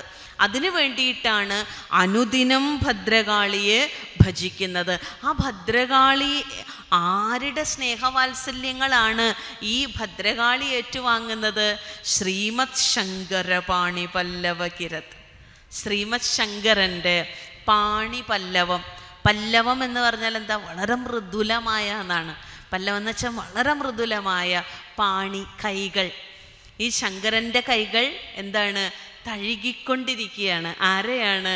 ദേവിയുടെ ഈ കാർകൂന്തൽ തഴുകിക്കൊണ്ടിരിക്കുന്ന ശങ്കരൻ്റെ കൈകൾ. സാധാരണ ഒരാളല്ല അല്ലേ? ഒരു സദാശിവൻ്റെ തളിരില പോലത്തെ മൃദുവായ പാണിയെക്കൊണ്ട്, കൈകളെക്കൊണ്ട് തഴുകുന്ന മുടിക്കെട്ടോട്, കേശഭാരത്തോടു കൂടിയവളാണ് നീ എന്നാണ്. എത്ര മനോഹരമായ ഉപമയാണ്. അതിൽ നിന്ന് തന്നെ നമുക്ക് മനസ്സിലാക്കാം ഈ സർവേശ്വരൻ്റെ പ്രേമഭാജനമാണ്. വെറുതെ ഒരാളുടെ അല്ല. ഈ ലോകം മുഴുവൻ അടക്കി വാഴുന്ന, ഈ ലോകം മുഴുവൻ ആരുടെ പാദാന്തികത്തിലാണോ നിലയുറപ്പിച്ചിട്ടുള്ളത്, ആ ജഗത് പിതാവിൻ്റെ മുഴുവൻ പ്രേമത്തെയും ഏറ്റുവാങ്ങുന്നവളെ എന്നാണ്. കാരണം ഈ ലോകത്തിൻ്റെ തന്നെ മാതൃകാ ദമ്പതികളാണ് ആര്? പാർവതീ പരമേശ്വരന്മാർ. അവരെക്കാൾ ഉദാത്തമായ ദമ്പതികളെ കാണിച്ചു തരാനില്ല. കാരണം അത്ര കണ്ട് പാർവതി ശിവനിലും ശിവൻ പാർവതിയിലും ഉൾച്ചേർന്നിരിക്കുകയാണ്. ഗുരു പറയുന്ന പോലെ ഞാനും നീയും ഞെരുക്കലരുവതിനരുൾ തന്മയാം നിന്നടിത്താർ എന്നാണ് ഭഗവാനെ നീയും ഞാനും ഞെരുക്ക കലരുന്നത്. ഈ ഞെരുക്ക കലരുക എന്ന് പറഞ്ഞാൽ എന്താ? ഈ ഭക്തിയുടെ പാരമ്യത്തിൽ ഞാൻ ഭക്തനാണ് എന്നും നീ ഭഗവാനാണ് എന്നുള്ള താതാത്മ്യവും പോവും, ഭേദവും പോവും. ഭഗവാനെന്നോ ഭക്തനെന്നോ ഭേദമില്ലാതെ ഭഗവാനും ഭക്തനും ഒന്നായിത്തീരുന്ന ആ അദ്വൈതാനുഭവം പോലെ ഇരിക്കുന്നവരാണ് ആര്? പാർവതി പരമേശ്വരന്മാർ. ഈ ഉപനിഷത്തിൽ ഈശ്വര സങ്കല്പത്തെക്കുറിച്ച് പറയുമ്പോൾ പറയും തിലേഷു തൈലം ദധിനീവ സർപ്പി. ഈശ്വരൻ എങ്ങനെ ഇരിക്കുന്നു? ഈശ്വരൻ അങ്ങനെ നേരിട്ടല്ല കാണുക, അത് തിലത്തിൽ തൈലം ഇരിക്കുന്ന പോലെയാണ് എന്ന്. തിലം എന്ന് പറഞ്ഞാൽ എന്താ? എള്ളിൽ എണ്ണ, എള്ളെടുത്ത് നോക്കിയാൽ കാണില്ല അല്ലേ? പക്ഷെ എള്ളിൽ എണ്ണയുണ്ട്. അതിനെ കൃത്യമായ ഒരു പ്രക്രിയയിലൂടെ കടത്തി വിട്ട് കഴിഞ്ഞാൽ എണ്ണ കിട്ടും. എള്ളിൽ എണ്ണ നിറഞ്ഞിരിക്കുകയാണ്. അപ്പോൾ തിലത്തിൽ എണ്ണ വിരിക്കുന്ന പോലെ, എള്ളിൽ എണ്ണ ഇരിക്കുന്നത് പോലെ, ദധിനീവ സർപ്പി, അതുപോലെ പാലിൽ വെണ്ണ ഇരിക്കുന്നത് പോലെ അതിനെ ഒന്ന് കടയണം. ഈ തിലത്തിൽ നിന്ന് എണ്ണ കിട്ടണമെങ്കിലും അതിനെ ചക്കിലിട്ട് ആട്ടിയെടുക്കണം. അപ്പോൾ പെട്ടെന്ന് തന്നെ നമ്മൾ അന്വേഷിക്കുമ്പോൾ ഗുരുദേവ കൃതികളുടെ ഗാംഭീര്യത്തെ ഒറ്റ നോട്ടത്തിൽ വായിച്ച് ഇന്ന് തന്നെ അറിയാമെന്ന് വിചാരിക്കുന്നവന് ഇത് പ്രാപ്യമാവില്ല. ആരാണോ ഇതിനെ കടകോലുപയോഗിച്ച് ഇങ്ങനെ കറന്നെടുക്കുന്നത് അവനാണ് ഈ നവനീതം, ഈ തൈരിൽ നിന്ന് വെണ്ണ പൊന്തി വരും കണക്കെ ഇങ്ങനെ കടയുമ്പോൾ പൊന്തി വന്ന് കിട്ടുന്നത്. അപ്പോൾ അതൊരു പ്രക്രിയയാണ്. ഗുരുവിനെ അറിയുക, ഗുരുവിനെ മനസ്സിലാക്കാൻ ശ്രമിക്കുക, ഗുരുവിനെ പഠിക്കുക എന്ന് പറയുന്നത് അതൊരു തപസ്സാണ്. അത് എള്ള് ആട്ടി എണ്ണ എടുക്കുന്ന പോലെയാണ്. അതിന് നമ്മളൊരു പ്രയത്നമുണ്ട്. വെറുതെ ഇരിക്കുന്ന എള്ളിൽ നിന്ന് എണ്ണ കിനിഞ്ഞു വരില്ല, പക്ഷെ എണ്ണ എള്ളിലുണ്ട്. ഇതുപോലെയാണ് പാർവതീ പരമേശ്വരന്മാരിരിക്കുന്നത്. വാഗർത്ഥങ്ങളെ പോലെ, വാക്കിൽ അർത്ഥമിരിക്കുന്നത് പോലെ. വാക്കും അർത്ഥവും വേറെയല്ലല്ലോ. ഏതൊരു വാക്കിനും അതിൻ്റെ പൊരുളുണ്ട്. ഒരു വാക്ക് പോലും അർത്ഥമില്ലാത്തതില്ല. അപ്പോൾ വാക്കും അർത്ഥവും എപ്രകാരമാണോ ഒന്നായിരിക്കുന്നത് അതുപോലെ ഒന്നായിരിക്കുന്ന ജഗത്തിൻ്റെ മാതാപിതാക്കൾക്ക് നമസ്കാരം പറഞ്ഞുകൊണ്ടാണ് കാളിദാസൻ എന്ന മഹാകവി പോലും രഘുവംശം എന്ന മഹാകാവ്യത്തിൻ്റെ തുടക്കത്തിൽ പറയുന്നത്. അപ്പോൾ അത് ഈ പരമേശ്വരൻ്റെ പ്രേമത്തെ, പരമേശ്വരൻ്റെ കരുതലിനെ, പരമേശ്വരൻ്റെ ലാളനയെ ഏറ്റുവാങ്ങുവാൻ തക്ക യോഗ്യയാണ് ഈ പരമേശ്വരി എന്നുള്ളത് കൊണ്ടാണ് അല്ലേ? ത്രിപുരസുന്ദരിയായിരിക്കുന്ന ആ ദേവിയെ സ്വീകരിച്ച് ആ ദേവിയെ തൻ്റെ ഭാഗമാക്കുക മാത്രമല്ല പകുത്ത് നൽകിയ ആളാണ്. അർദ്ധനാരീശ്വരനാണ്.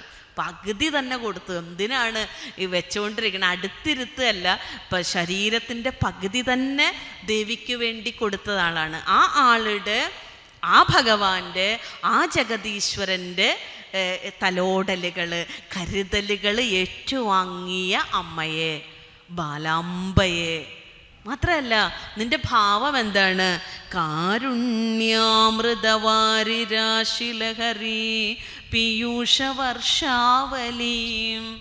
കാരുണ്യാമൃത വാരിരാശി. നീ എന്തിൻ്റെ സമുദ്രമാണ്? നീ കാരുണ്യത്തിൻ്റെ സമുദ്രമാണ്. ദേവിക്ക് ഭക്തനോടുള്ള ഭാവം എന്ന് പറയുന്നത്, ജഗദംബികയ്ക്ക് നമ്മളോടുള്ള ഭാവം എന്ന് പറയുന്നത് കാരുണ്യമാണ്.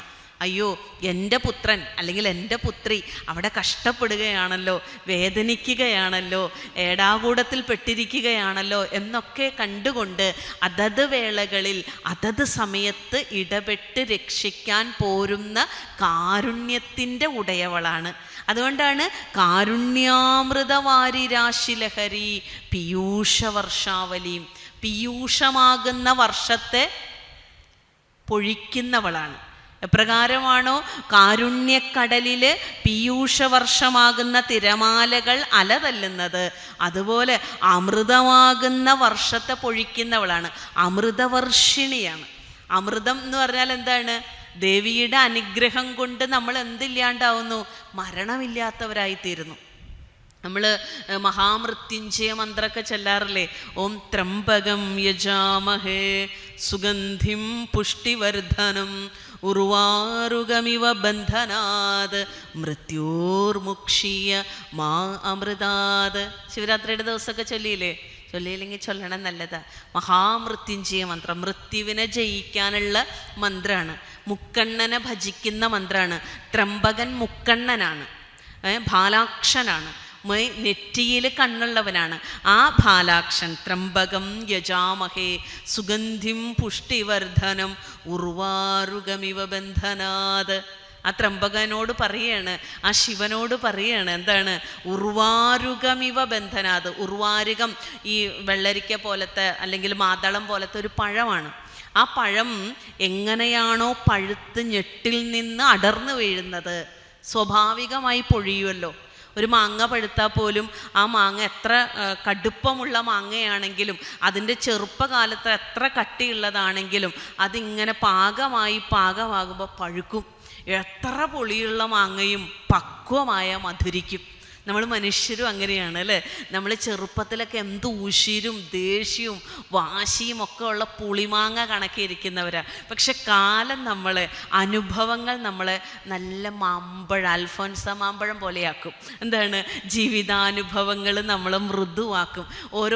ഓരോ കൊട്ട് കിട്ടുമ്പോഴാണ് അറിയുക, ഓ ഞാൻ ചെയ്തത് ശരിയായില്ല. അങ്ങനെ കൊട്ട് കിട്ടി അനുഭവങ്ങൾ നമ്മളിങ്ങനെ കാലം ചെല്ലും തോറും പക്വമാക്കിക്കൊണ്ടിരിക്കും. ഒരു പഴം കയ്പുള്ള ഒരു ഫലം മധുരമുള്ള ഫലമായി മാറുന്നത് പോലെ, ഒരു പുളിയുള്ള മാങ്ങ മാമ്പഴമായി മാറുന്നത് പോലെ, നല്ല പഴുക്കുമ്പോൾ അത് ഞെട്ടിൽ നിന്ന് തനിയെ അടർന്നു വീഴും. ഇവിടെ പറയാണ് ഉർവാരുകമിവ ബന്ധനാത്. ഈ ഉർവാരുകപ്പഴം എങ്ങനെയാണോ ഞെട്ടിൽ നിന്ന് അടർന്നു വീഴുന്നത്, അതുപോലെ മൃത്യോർ മുക്ഷീയ. അല്ലയോ ശിവനെ, നീ എന്നെ മൃത്യുവിൽ നിന്ന് അടർത്തി മാറ്റണേ.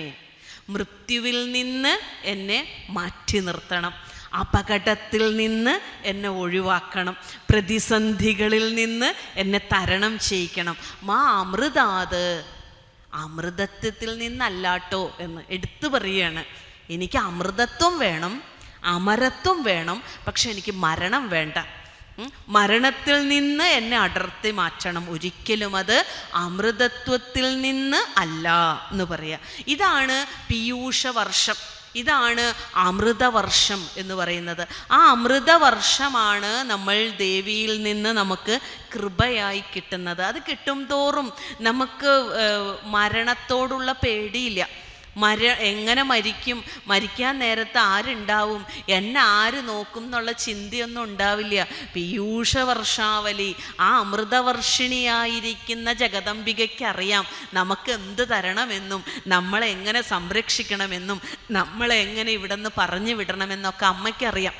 ആ ഒരു വിശ്വാസത്തെ, ആ ഒരു സമർപ്പണത്തെ നമ്മുടെ ഉള്ളിൽ ഉണ്ടാക്കിയെടുത്താൽ മാത്രം മതി. അതാണ് അമൃതവർഷിണിയായിരിക്കുന്ന അമ്മയെ കൂട്ടുപിടിച്ചാലുള്ള ഫലം എന്ന് പറയുന്നത്. അപ്പോൾ അങ്ങനെയുള്ള കാരുണ്യത്തിൻ്റെ കടലായിരിക്കുന്ന, ഭക്തരോട് കാരുണ്യം കാണിക്കുന്ന സൗന്ദര്യലഹരി എന്ന് പറയുന്ന അതിവിശിഷ്ടമായ ശങ്കര ഭഗവത്പാദരുടെ ഒരു ഗ്രന്ഥമുണ്ട്. അതിൽ ആചാര്യസ്വാമികൾ പറയുന്നുണ്ട്, നിനക്ക് ഓരോരുത്തരോട് ഓരോ ഭാവമാണ്. നിനക്ക് ശിവനോടുള്ള ഭാവം പ്രണയമാണ്, നിനക്ക് ഗംഗയോടുള്ള ഭാവം രോഷമാണ്, നിനക്ക് സഖികളോടുള്ള ഭാവം തമാശയാണ്, കൂട്ടുകാരികളുടെ കൂടെ കൂടുമ്പോൾ. ഈ ദേവി കൂട്ടുകാരികളോട് കൂടി ചേരുമ്പോൾ വളരെ പ്രസന്നവതിയായി കളിച്ച് ചിരിച്ച് തമാശ പറഞ്ഞ് നടക്കുന്നു. ഇതേ ദേവി തന്നെ ഗംഗയെ കാണുമ്പോൾ കുറച്ച് കുശുമ്പ് നിറഞ്ഞ നോട്ടത്തോടെ നോക്കുന്നു. എൻ്റെ കെട്ടിയോൻ്റെ തലയിൽ കയറിയാണല്ലോ നീ ഇരിക്കുന്നത് എന്ന നോട്ടം. അത് തന്നെ ശിവനോടാകുമ്പോൾ അത് പ്രണയത്തിൻ്റെ നോട്ടമാകുന്നു. ഇതൊക്കെ ആയിട്ട് അവസാനം ആചാര്യസ്വാമികൾ പറയാണ്, ഭക്തനായ ഈ എന്നിലേക്കുള്ള നോട്ടം എന്താണ്? സകരുണ, കരുണാർദ്രമായ നോട്ടമാണ്. അപ്പോൾ മറ്റെല്ലാ നോട്ടങ്ങളും മാറ്റിവെച്ചിട്ടാണ് നമ്മെപ്പോലുള്ളവരെ അമ്മ നോക്കുന്നത്. കരുണയുള്ള നോട്ടം. എന്താണ് ആ കുഞ്ഞിന് വേണ്ടത്, എന്താണ് ആ ജീവന് വേണ്ടത് എന്ന നോട്ടം. അതാണ് കാരുണ്യാമൃതവാരി രാശിലഹരി പീയൂഷവർഷാവലീം ബാലാംബാം ലളിതാളകാമനുദിനം. ലളിത അളകം, അളകം എന്ന് പറഞ്ഞാൽ എന്താ? അതിങ്ങനെ ചാടിക്കിടക്കണ മുടികളാണ് അളകം. ദേവിയുടെ മുഖത്തേക്ക് ഈ എന്താണ് കുറുനിരകൾ എന്ന് പറയില്ലേ, കുറച്ച് മുടികൾ മുന്നിലിട്ട് ചാടിക്കിടക്കുന്നത്, അതാണ് അളകം. അപ്പോൾ അങ്ങനെയുള്ള അളകത്തോടു കൂടിയവൾ, കേശഭാരം അധികമുള്ളവർക്കൊക്കെയാണ് അത് കാണുക. അങ്ങനെയുള്ള ലളിതാളകയായിരിക്കുന്ന ദേവിയെ ഞാൻ ഭജിക്കുന്നു എന്നാണ്. ഇതാണ് ഒന്നാമത്തെ പദ്യത്തിൽ ആ ദേവിയുടെ സ്വഭാവത്തെ വർണ്ണിക്കുന്നത്. ഇത് പൂർണ്ണമല്ല, ഏകദേശ അർത്ഥമാണ്. എന്നിട്ട് രണ്ടാമത്തെ പദ്യത്തിൽ എന്താ പറയുന്നത്? ഹേലാദാരിദാരികാസുരശിര ശ്രീവീരപാണോന്മത ശ്രേണീശോണിത ശോണിമാധരപുടീം വീടീരസാസ്വാദിനീം പാടീരാതിസുഗന്ധിചൂചുഗതടീം ഷാഡീകുടീരസ്തനീം ഘോടീവൃന്ദസമാനധാടി യുയുധീം ശ്രീഭദ്രകാളീം ഭജേ. ഇവിടെയും ഭദ്രകാളിയെ ഭജിക്കുകയാണ്. എങ്ങനെയുള്ള ഭദ്രകാളിയെ? ഹേലാദാരിദാരികാസുരശിര ശ്രീവീരപാണോന്മത. ദേവിയുടെ ചുണ്ടുകളും മാറിടത്തിൻ്റെയും അധരങ്ങളുടെയും ഭംഗിയാണ് ഈ പദ്യത്തിൽ പറയുന്നത്. ചുണ്ട് എങ്ങനെയാണ്? ചുണ്ട് നല്ല തത്തമ്മ ചുണ്ട് പോലെ, തുണ്ടിപ്പഴമൊട് പോരിലെതിർത്തിടുന്ന ചുണ്ടും എന്ന് ശിവന്റെ ചുണ്ടിനെ ശിവശതകത്തിൽ വർണ്ണിച്ച പോലെ തുണ്ടിപ്പഴം പോലുള്ള ചുണ്ടാണ്. ആ ചുണ്ട് എങ്ങനെയായിരിക്കാം ദേവിയുടെ അധരങ്ങൾ ഇങ്ങനെ ചുമന്നു പോകാൻ കാരണം? അപ്പം അതിൻ്റെ കാരണം പറയാണ്. ഹേലാദാരിദാരികാസുരശിര ശ്രീവീരപാണോന്മത. ഹേലയാ ദാരികാസുരൻ, ഒരുപാട് അസുരന്മാരെ ദേവി നിഗ്രഹിച്ചിട്ടുണ്ട്. വിളയാട്ടം നടത്തിയിട്ടുള്ള ഗുണ്ടാവിളയാട്ടം നടത്തിയിട്ടുള്ള എല്ലാവരെയും വധിച്ചിട്ടുണ്ട് അല്ലേ? മഹിഷാസുരമർദ്ദിനി തന്നെ 10 ദിവസങ്ങൾ എടുത്ത് മഹിഷാസുരനെ മർദ്ദിച്ചവളാണ് അല്ലേ? ആ മർദ്ദിനിയുടെ പോലെ തന്നെ, മഹിഷാസുരൻ്റെ പോലെ തന്നെ വേറൊരു അസുരനാണ് ദാരികാസുരൻ.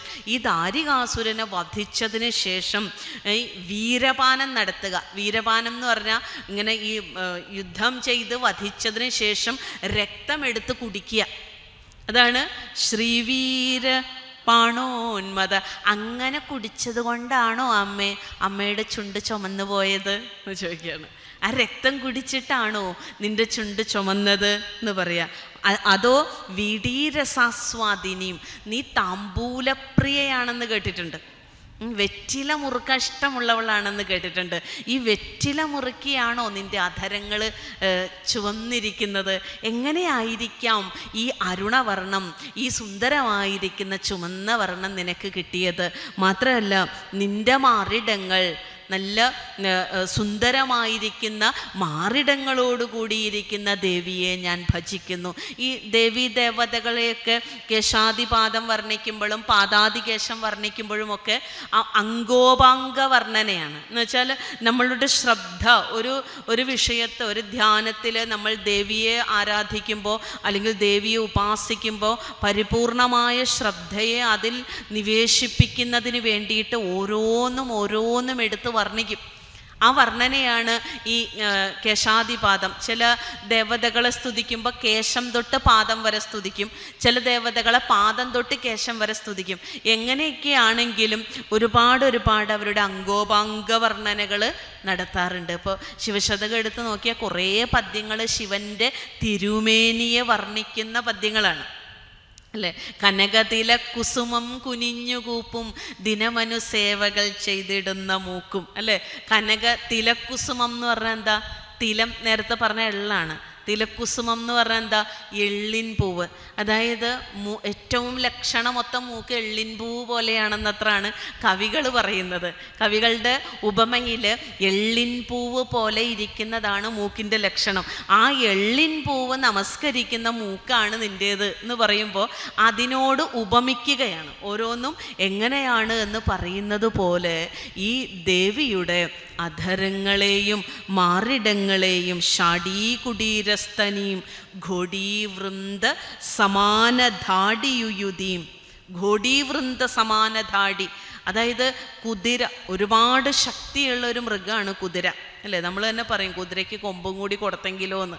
അത്ര കണ്ട് ആരോഗ്യമുള്ള, അത്ര കണ്ട് ബലമുള്ള ഒന്നാണ് എന്ത്? ഈ കുതിര എന്ന് പറയുന്നത്. അങ്ങനെയുള്ള പെൺകുതിര പടയുടെ ശക്തിയോട് കൂടിയവളായ ദേവിയെ ഞാൻ നമസ്കരിക്കുന്നു. അപ്പോൾ എത്ര ദുർബലമായിരിക്കുമ്പോഴും ഇതൊക്കെ നമ്മൾ വായിക്കുമ്പോൾ ആ ദുർബലതകളെയൊക്കെ മാറ്റിക്കൊണ്ട് വലിയ ഒരു ആത്മബലം നമുക്ക് കിട്ടാനായിട്ട് നമുക്ക് സഹായിക്കുന്നതാണ് ഇത്തരത്തിലുള്ള കൃതികൾ എന്ന് പറയാം. അടുത്ത പദ്യത്തിലോ ബാലാർക്കായുധ കോടി ഭാസുര കിരീട ആമുക്ത മുഗ്ധാളക ശ്രേണീ നിന്ദിത വാസികാമരു സരോജാകാഞ്ചലോരു ശ്രിയം വീണാവാദന കൗശലാശയശയ ശ്രീയാനന്ദ സന്ദായിനീം അംബാം അംബുജലോചനാം അനുദിനം ശ്രീഭദ്രകാളീം ഭജേ. അല്ലയോ അമ്മേ, നിന്റെ തലയിലിരിക്കുന്ന കിരീടം ബാലാർക്കായുധ കോടി ഭാസുര കിരീടം. ആ കിരീടത്തിൻ്റെ തിളക്കം എങ്ങനെയുള്ളതാണ്? ഒരു കോടി ബാലസൂര്യന്മാർ ഉദിച്ചു നിൽക്കുന്നത് പോലത്തെ കിരീടവർണ്ണനയാണ്. ആ കിരീടം പോലും ഒരു കോടി അർക്കന്മാര്, ബാലാർക്കന്മാർ ഉദിച്ചു നിൽക്കുന്ന പോലത്തെ കിരീടധാരിയായിട്ടുള്ള നീ.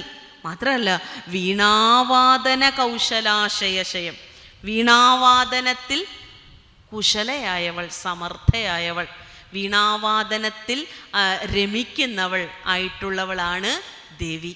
അല്ലേ? ദേവി നന്നായി വീണ, നമ്മൾക്കറിയാം ദേവി സരസ്വതി ദേവിയുടെ ആണെങ്കിലൊക്കെ കയ്യിൽ എന്തുണ്ട്? ഈ വീണയുണ്ട്. പാർവതീ ദേവിയും വീണാവാദനത്തിൽ കുശലയാണ്. കൗശലം എന്ന് വെച്ചാൽ സാമർഥ്യമുള്ളവളാണ്. അപ്പോൾ ഈ സരസ്വതി ദേവിയുടെ വീണാവാദനം കേട്ട് പാർവതീദേവി നന്നായിട്ടുണ്ട് എന്ന് തലകുലുക്കി. അതായത് പാർവതീദേവിയുടെ മുന്നിലിരുന്ന്, ഭദ്രകാളിയാകുന്ന പാർവതീദേവിയുടെ മുന്നിലിരുന്ന് സരസ്വതീദേവി വീണ വായിച്ച് സരസ്വതീദേവി പാർവതീദേവിയെ നോക്കുമ്പോൾ പാർവതീദേവി നന്നായിട്ടുണ്ട് എന്ന് ഇങ്ങനെ കാണിച്ചപ്പോൾ ആ കുണ്ടലങ്ങളുടെ കിലുക്കം സരസ്വതീദേവിയുടെ വീണാവാദനത്തെ ലജ്ജിപ്പിച്ചു കളഞ്ഞു എന്ന്. ഉപമകളാണ് കവികളുടെ. എന്ന് വെച്ചാൽ ആ കമ്മലിൻ്റെ കിലുക്കം സരസ്വതി ദേവിയുടെ വീണാനാദത്തേക്കാൾ മനോഹരമായിരുന്നു എന്നാണ്. അത്രയ്ക്കും വിശിഷ്ടമായിരിക്കുന്ന ഒരു ഉടയവളാണ് ഈ പാർവതീദേവി എന്നാണ് കവികൾ ഉപമിക്കുന്നത്.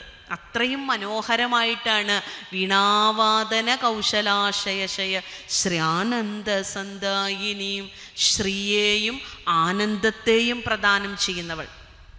ശ്രീ ഐശ്വര്യമാണ് അല്ലേ? ഭൗതികമായ ജീവിതത്തിൽ നമുക്ക് ഐശ്വര്യങ്ങൾ ആവശ്യമുണ്ട്. ആധ്യാത്മികമായ ജീവിതത്തിലോ ആനന്ദവും ആവശ്യമുണ്ട് അല്ലേ? നമ്മൾ ഇപ്പം എല്ലായിടത്തും ഹോമമന്ത്രത്തിൻ്റെ ഒരു കാലമാണല്ലോ. എല്ലായിടത്തും ഹോമമന്ത്രം ചൊല്ലി ഹോമം നിർവഹിക്കാറുണ്ട്. ഹോമമന്ത്രത്തിൻ്റെ അവസാനവും നമ്മൾ എന്താ ചോദിക്കുന്നത്? നീ അഗ്നിയെ പ്രത്യക്ഷത്തിലുള്ള ബ്രഹ്മമായിട്ട് കണ്ടുകൊണ്ട് ആ അഗ്നി, ഗുരുദേവൻ പറയുന്ന അഗ്നി സാക്ഷാത് ബ്രഹ്മമാണ്. ആ ബ്രഹ്മത്തെ അറിയുന്നതിനുള്ള അറിവിൻ്റെ നാക്കുകളായിട്ട് അവിടെ ഏതിനെ പറഞ്ഞു? ഇന്ദ്രിയങ്ങളെയും മനസ്സിനെയും ബുദ്ധിയെയും പറഞ്ഞു അല്ലേ? ഓരോ തിരിനാളങ്ങളെ ഇന്ദ്രിയങ്ങളോടും മനസ്സിനോടും ബുദ്ധിയൊക്കെ പറഞ്ഞിട്ട് അവസാനം ഈ ഹോമമൊക്കെ കൊടുത്തിട്ട് എന്താണ് ചോദിച്ചത്? ശ്രേയശ്ച പ്രയശ്ച പ്രയച്ഛ സ്വാഹ എന്നാണ്. എല്ലാ മന്ത്രങ്ങളുടെ അവസാനം സ്വാഹ പറയും. അഗ്നിയുടെ പത്നിയുടെ പേരാണ് സ്വാഹ എന്നാണ് വെപ്പ്. അപ്പോൾ എന്താണ്? ശ്രേയസ്സും പ്രേയസ്സും പ്രയച്ഛ എനിക്ക് നൽകിയാലും എന്നാണ്. എനിക്ക് ശ്രേയസ് എന്ന് പറഞ്ഞാൽ എന്താ? മോക്ഷം, കൈവല്യം. പ്രേയസ് എന്ന് പറഞ്ഞാലോ ഭൗതികമായ അഭിവൃദ്ധി. എനിക്ക് ഈ ലോകവാഴ്വ് കഷ്ടപ്പാട് കൂടാതെ കഴിഞ്ഞുകൂടുകയും വേണം, ഒടുവിൽ നിൻ്റെ പരമപദം പ്രാപിക്കുകയും വേണം. രണ്ട് പ്രാർത്ഥനയാണ്. ഈ ലോകവാഴ്വ് കഷ്ടപ്പാട് കൂടാതെ കഴിഞ്ഞുകൂടാനുള്ളതാണ് പ്രേയസ്, നിൻ്റെ പരമപദം പ്രാപിക്കുക എന്നുള്ളതാണ് ശ്രേയസ്. അപ്പോൾ ഇതും വേണം അതും വേണം, ശ്രേയസ്സും വേണം പ്രേയസ്സും വേണം. അതേപോലെ തന്നെ ഈ ശ്രേയസിനെയും പ്രേയസിനെയും നൽകാൻ കെൽപ്പുള്ളവളാണ് നീ എന്നാണ്. ഇതാണ് ശ്രീ ആനന്ദ സന്ദായിനിയും. അംബാം, അമ്പയാണ്. അമ്പ എന്ന് പറഞ്ഞാൽ എന്താ? അമ്മ അല്ലേ? ഈ ലോകത്തെ ഏറ്റവും സുന്ദരമായ പദം എന്താണ് എന്ന് ചോദിച്ചപ്പോൾ പറഞ്ഞതാണ്, ആ പദം വേറൊന്നുമല്ല, അമ്മ എന്ന രണ്ടക്ഷരമാണ്. അമ്മ എന്ന രണ്ടക്ഷരത്തോൾ മധുരമായ മനോഹരമായ ഒരു പദവുമില്ല എന്നാണ്. ആ അമ്പയാണ് നീ. അത് കേവലം ഗണപതിയുടെയും സുബ്രഹ്മണ്യൻ്റെയും മാത്രം അമ്മയല്ല, സകല ചരാചരങ്ങളുടെയും അമ്മ, അല്ലേ? കല്ലിനകത്തു കുടിവാഴും ഒരൽപജന്തു ഒന്നല്ല, നിന്റെ കൃപ ഇന്നറിയിച്ചിടുന്നു. അല്ലിക്കുടത്തിലമരുന്ന അമരേന്ദ്രനും മറ്റെല്ലാവരുമിങ്ങ് ഇതിലിരുന്നു വളർന്നിടുന്നു. അവിടെ ശിവനെയാണത് പറഞ്ഞത്, ഇവിടെ അത് ദേവിക്കാണ് ചേരുക. കല്ലിനകത്ത് കുടിവാഴുന്ന ഒരു ജീവി മുതൽ, അമീബ മുതൽ ബ്രഹ്മാവ് വരെ, അങ്ങനെ നമുക്ക് പറയാം. ഏകകോശ ജീവിയായ അമീബ മുതൽ ഈ പ്രപഞ്ച സ്രഷ്ടാവായ ബ്രഹ്മാവ് വരെ നിൻ്റെ കരുതലിലാണ്, നിൻ്റെ തണലിലാണ് ജീവിക്കുന്നത് എന്ന് പറയുന്നത് പോലെയാണ് ഈ അമ്പ എന്ന വാക്കിൽ ഇതെല്ലാവരും കൈവിടാതിങ്ങു ഞങ്ങളെ എന്ന് ഗുരു പഠിപ്പിച്ചല്ലോ. കൈവിടാതെ എന്നെ എന്നല്ല പഠിപ്പിച്ച്. സ്വാർത്ഥമായ പ്രാർത്ഥനകളിൽ നിന്ന് വിശാലമായിരിക്കുന്ന പ്രാർത്ഥനയിലേക്കാണ് ഗുരു നമ്മളെ കൊണ്ടുപോകുന്നത്. ദൈവമേ കാത്തുകൊള്ളുക അങ്ങ്, കൈവിടാതെ ഇങ്ങ് ഞങ്ങളെ എന്ന് പറയുന്നിടത്തും ഈ കല്ലിനകത്ത് കുടിവാഴുന്ന ജന്തു മുതൽ അല്ലിക്കുടത്തിൽ അമരുന്ന അമരേന്ദ്രം വരെ ഉണ്ട് ഈ ഞങ്ങളിൽ എന്നുള്ളത്. ആ ഞങ്ങളുടെയൊക്കെ അമ്പയാണ് നീ, അമ്മയാണ് നീ. മാത്രമല്ല അംബുജലോചനാം, അംബുജലോചന. അമ്പു എന്താണ്? അമ്പു ജലമാണ്. അംബുജം ജലത്തിൽ നിന്നുണ്ടാകുന്നതാണ്. എന്താ ജലത്തിൽ നിന്നുണ്ടാവുന്നത്? താമരപ്പൂവാണ്. ലോചനം എന്താണ്? കണ്ണാണ്. താമരപ്പൂവിനെ പോലത്തെ കണ്ണുള്ളവള്, അതാണ് അംബാം അംബുജലോചനാം, അല്ലേ? മധുര മീനാക്ഷി എന്നൊക്കെ പറയില്ലേ? മീനാക്ഷി എന്ന് പറഞ്ഞാൽ എന്താ? മീനിനെ പോലെ കണ്ണുള്ളവൾ, അല്ലേ? മീനിൻ്റെ കണ്ണല്ല, മീനിൻ്റെ കണ്ണ് വട്ടക്കണ്ണാണ്, അതൊരു ഭംഗിയില്ല. മീനിൻ്റെ ആകൃതിയിലുള്ള കണ്ണുള്ളവൾ, അല്ലേ? അഗ്രം കൂർത്ത് നടുക്ക് വീതി കൂടി അറ്റവും കൂർത്തിരിക്കുമ്പോൾ അത് മീനിൻ്റെ ആകൃതിയായി. അങ്ങനെയുള്ള കണ്ണ്, അതാണ് മീനാക്ഷി. അതുപോലെയാണ് താമരദളവും ഇരിക്കുന്നത്. അങ്ങനെയുള്ള അംബുജലോചനയായിരിക്കുന്ന ഭദ്രകാളിയെ നമസ്കരിക്കുന്നു, ഭജിക്കുന്നു, സേവിക്കുന്നു. അപ്പോൾ നമ്മളിങ്ങനെയൊക്കെ നമ്മൾ ദേവിയെ നമ്മളിങ്ങനെ വാഴ്ത്തുമ്പോൾ, നമ്മളിങ്ങനെ പൂജിക്കുമ്പോൾ, നമ്മൾ ഉപാസിക്കുമ്പോൾ ദേവിയുടെ ഗുണഗണങ്ങളൊക്കെ നമ്മുടെ ഉള്ളിലേക്കും അറിയാതെ അരിച്ചിറങ്ങി കടന്നു വരും എന്നുള്ളതാണ്. പിന്നത്തെ പദ്യത്തിൽ പറയാണ്, മാതംഗശ്രുതിഭൂഷിണീം മധുദരീ വാണി സുധാമോഷിണീം ഭ്രൂവിക്ഷേപ കടാക്ഷവീക്ഷണ വിസർഗ ക്ഷേമസംഹാരിണീം മാതംഗീം മഹിഷാസുരപ്രമഥിനീം മാധുര്യധുര്യാഗര ശ്രീകാരോത്തര പാണിപങ്കജപുടീം ശ്രീഭദ്രകാളീം ഭജേ. മാതംഗശ്രുതിഭൂഷിണീം, മതംഗ മഹർഷിയുടെ മകളാണ് എന്നാണ്. ഗിരി കന്യകയാണ് എന്നാണ്, അല്ലേ? ശ്യാമളാദണ്ഡകം എന്ന ഒരു കൃതി തന്നെ കാളിദാസൻ എഴുതിയിട്ടുണ്ട്. ദണ്ഡകം എന്ന് പറഞ്ഞാൽ നിർത്തലില്ലാതെ പാടിപ്പോകുന്ന കൃതിയാണ്. നമ്മളുടെ കാളിനാടകമൊക്കെ പോലെ. കാളിനാടകത്തിനൊരു ഫുൾ സ്റ്റോപ്പ് ഇല്ലല്ലോ, നമുക്ക് ശ്വാസം വിടാതെ പാടാൻ പറ്റില്ല. അതുപോലത്തെ ഒഴുക്കോടുകൂടി എഴുതുന്നതാണ് ദണ്ഡകം. ആ ശ്യാമളാദണ്ഡകത്തിലും ഈ മാതംഗ കന്യയെ വർണ്ണിക്കുന്നുണ്ട്. ശ്യാമളാദണ്ഡകത്തിൻ്റെ വന്ദന ശ്ലോകത്തിലും അത് പാടുന്നുണ്ട്. നിങ്ങൾ കേട്ട് കാണും. മാണിക്യ വീണാം ഉപലാളയന്തിം മദാലസ മഞ്ജുള വാഗ്വിലാസ മാഹേന്ദ്ര നീലദ്യുതകോമളാംഗീം മാതംഗ കന്യാം മനസാ സ്മരാമി. അങ്ങനെ കേട്ടിട്ടുണ്ടോ? അത് ശ്യാമളാദണ്ഡകത്തിൻ്റെ മതംഗ കന്യയെ മനസ്സുകൊണ്ട് സ്മരിക്കുന്നതാണ്, ആ ശ്യാമളയെ. അപ്പോൾ ഗിരിവർഗ കന്യയാണ്, ഗിരിവാസിയാണ്, അല്ലേ? അപ്പോൾ നമ്മൾ പറയുമ്പോൾ പോലെ ഹിമവാന്റെ പുത്രിയാണ്, കാടിൻ്റെ മകളാണ് ദേവി. പ്രകൃതിയുടെ മകളാണ്, കാടിൻ്റെ മലയുടെ പുഴയുടെയൊക്കെ മകളാണ് നീ, ഗിരിവർഗ കന്യയാണ്. അങ്ങനെയുള്ള മാതംഗശ്രുതിഭൂഷിണീം മധുധരീ വാണീ സുധാമോഷിണീം. നിൻ്റെ വാക്കിന് എന്തൊരു മധുരമാണ്. ചില അമ്മമാരുടെ വർത്താനങ്ങൾക്ക് എന്തൊരു രസമാണ്. വീടുകളിൽ ചെല്ലുമ്പോൾ അയ്യോ കഞ്ഞി കുടിച്ചോ എന്നൊക്കെ ചോദിക്കണ കേട്ട, കഞ്ഞി കിട്ടിയില്ലേലും കുഴപ്പമില്ല, ആ ചോദ്യത്തിൽ തന്നെ വയറ് നിറയും. ഇതെന്താണ്? ഇതാണ് വാണീ സുധാമോഷിണീം. നമ്മളെ വാക്കുകൊണ്ട് നിറയ്ക്കാനുള്ള കെൽപ്പുണ്ട് ചില അമ്മമാർക്ക്. ഒന്നും തരണ്ട, അവരുടെ കുശലാന്വേഷണം തന്നെ ധാരാളമാണ്. അതായിരിക്കണം അമ്മ എന്ന് പറയണത്, അല്ലേ? ചിലർ വാക്കുകൊണ്ട് തന്നെ നിറയ്ക്കും, വേറെ തരത്തിലാന്ന് മാത്രം. അയ്യോ ഇനി കഞ്ഞിയും വേണ്ട വെള്ളവും വേണ്ട, ഞാൻ പൊക്കോളാ പറയും. അങ്ങനെയല്ല, കഞ്ഞിയും വെള്ളവും കൊടുക്കാതെ തന്നെ വാക്കുകൊണ്ട് സുഖിപ്പിക്കുന്നവളുണ്ട്. അതാണ് വാണീ സുധാമോഷിണി എന്ന് പറഞ്ഞാൽ അമൃതം ഒന്നും അല്ലാണ്ടായി പോവുക, അല്ലേ? അമൃതകുംഭത്തിൽ അമൃതം നാണിച്ചു പോവുക. അത്രയും മാധുര്യമുള്ള വാക്കുകളാണ് അമ്മയുടേത്. അതുകൊണ്ടാണ് ഒരു വീട്ടിലെ അമ്മയ്ക്ക് മധുരതരമായി സംസാരിക്കാൻ അറിയാമെങ്കിൽ ആ വീട്ടിൽ ഒരു പ്രശ്നം ഉണ്ടാവില്ല എന്ന് പറയണത്. കാരണം വീടിൻ്റെ മുഴുവൻ താക്കോലും ഇരിക്കുന്നത് അമ്മയുടെ കയ്യിലാണ്, അമ്മയുടെ വാക്കിലാണ്. അമ്മ വിചാരിച്ച എത്ര വഴക്കുള്ള വീട്ടിലെയും വഴക്ക് മാറ്റാൻ കഴിയും. കാരണം അത്രയ്ക്ക് പവറാണ് ഒരമ്മ എന്ന് പറയുന്നത്. നിങ്ങളൊന്നും നിസാരക്കാരല്ല.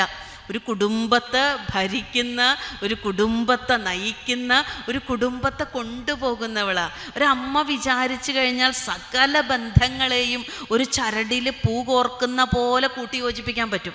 അത്രയും സ്നേഹമസൃണരായ അമ്മമാരുണ്ട്. എല്ലാത്തിനെയും പിരിഞ്ഞു നിൽക്കുന്ന എല്ലാവരെയും ഏകോപിപ്പിക്കാൻ കഴിയുന്നവളാണ് അമ്മ. അതെങ്ങനെയാണ് സാധിക്കുക? അവളുടെ വാക്കുകൊണ്ടാണ്. ഈ നാവ് എന്ന് പറയുന്നത് ഒരു വല്ലാത്തൊരു അനുഗ്രഹമാണ്.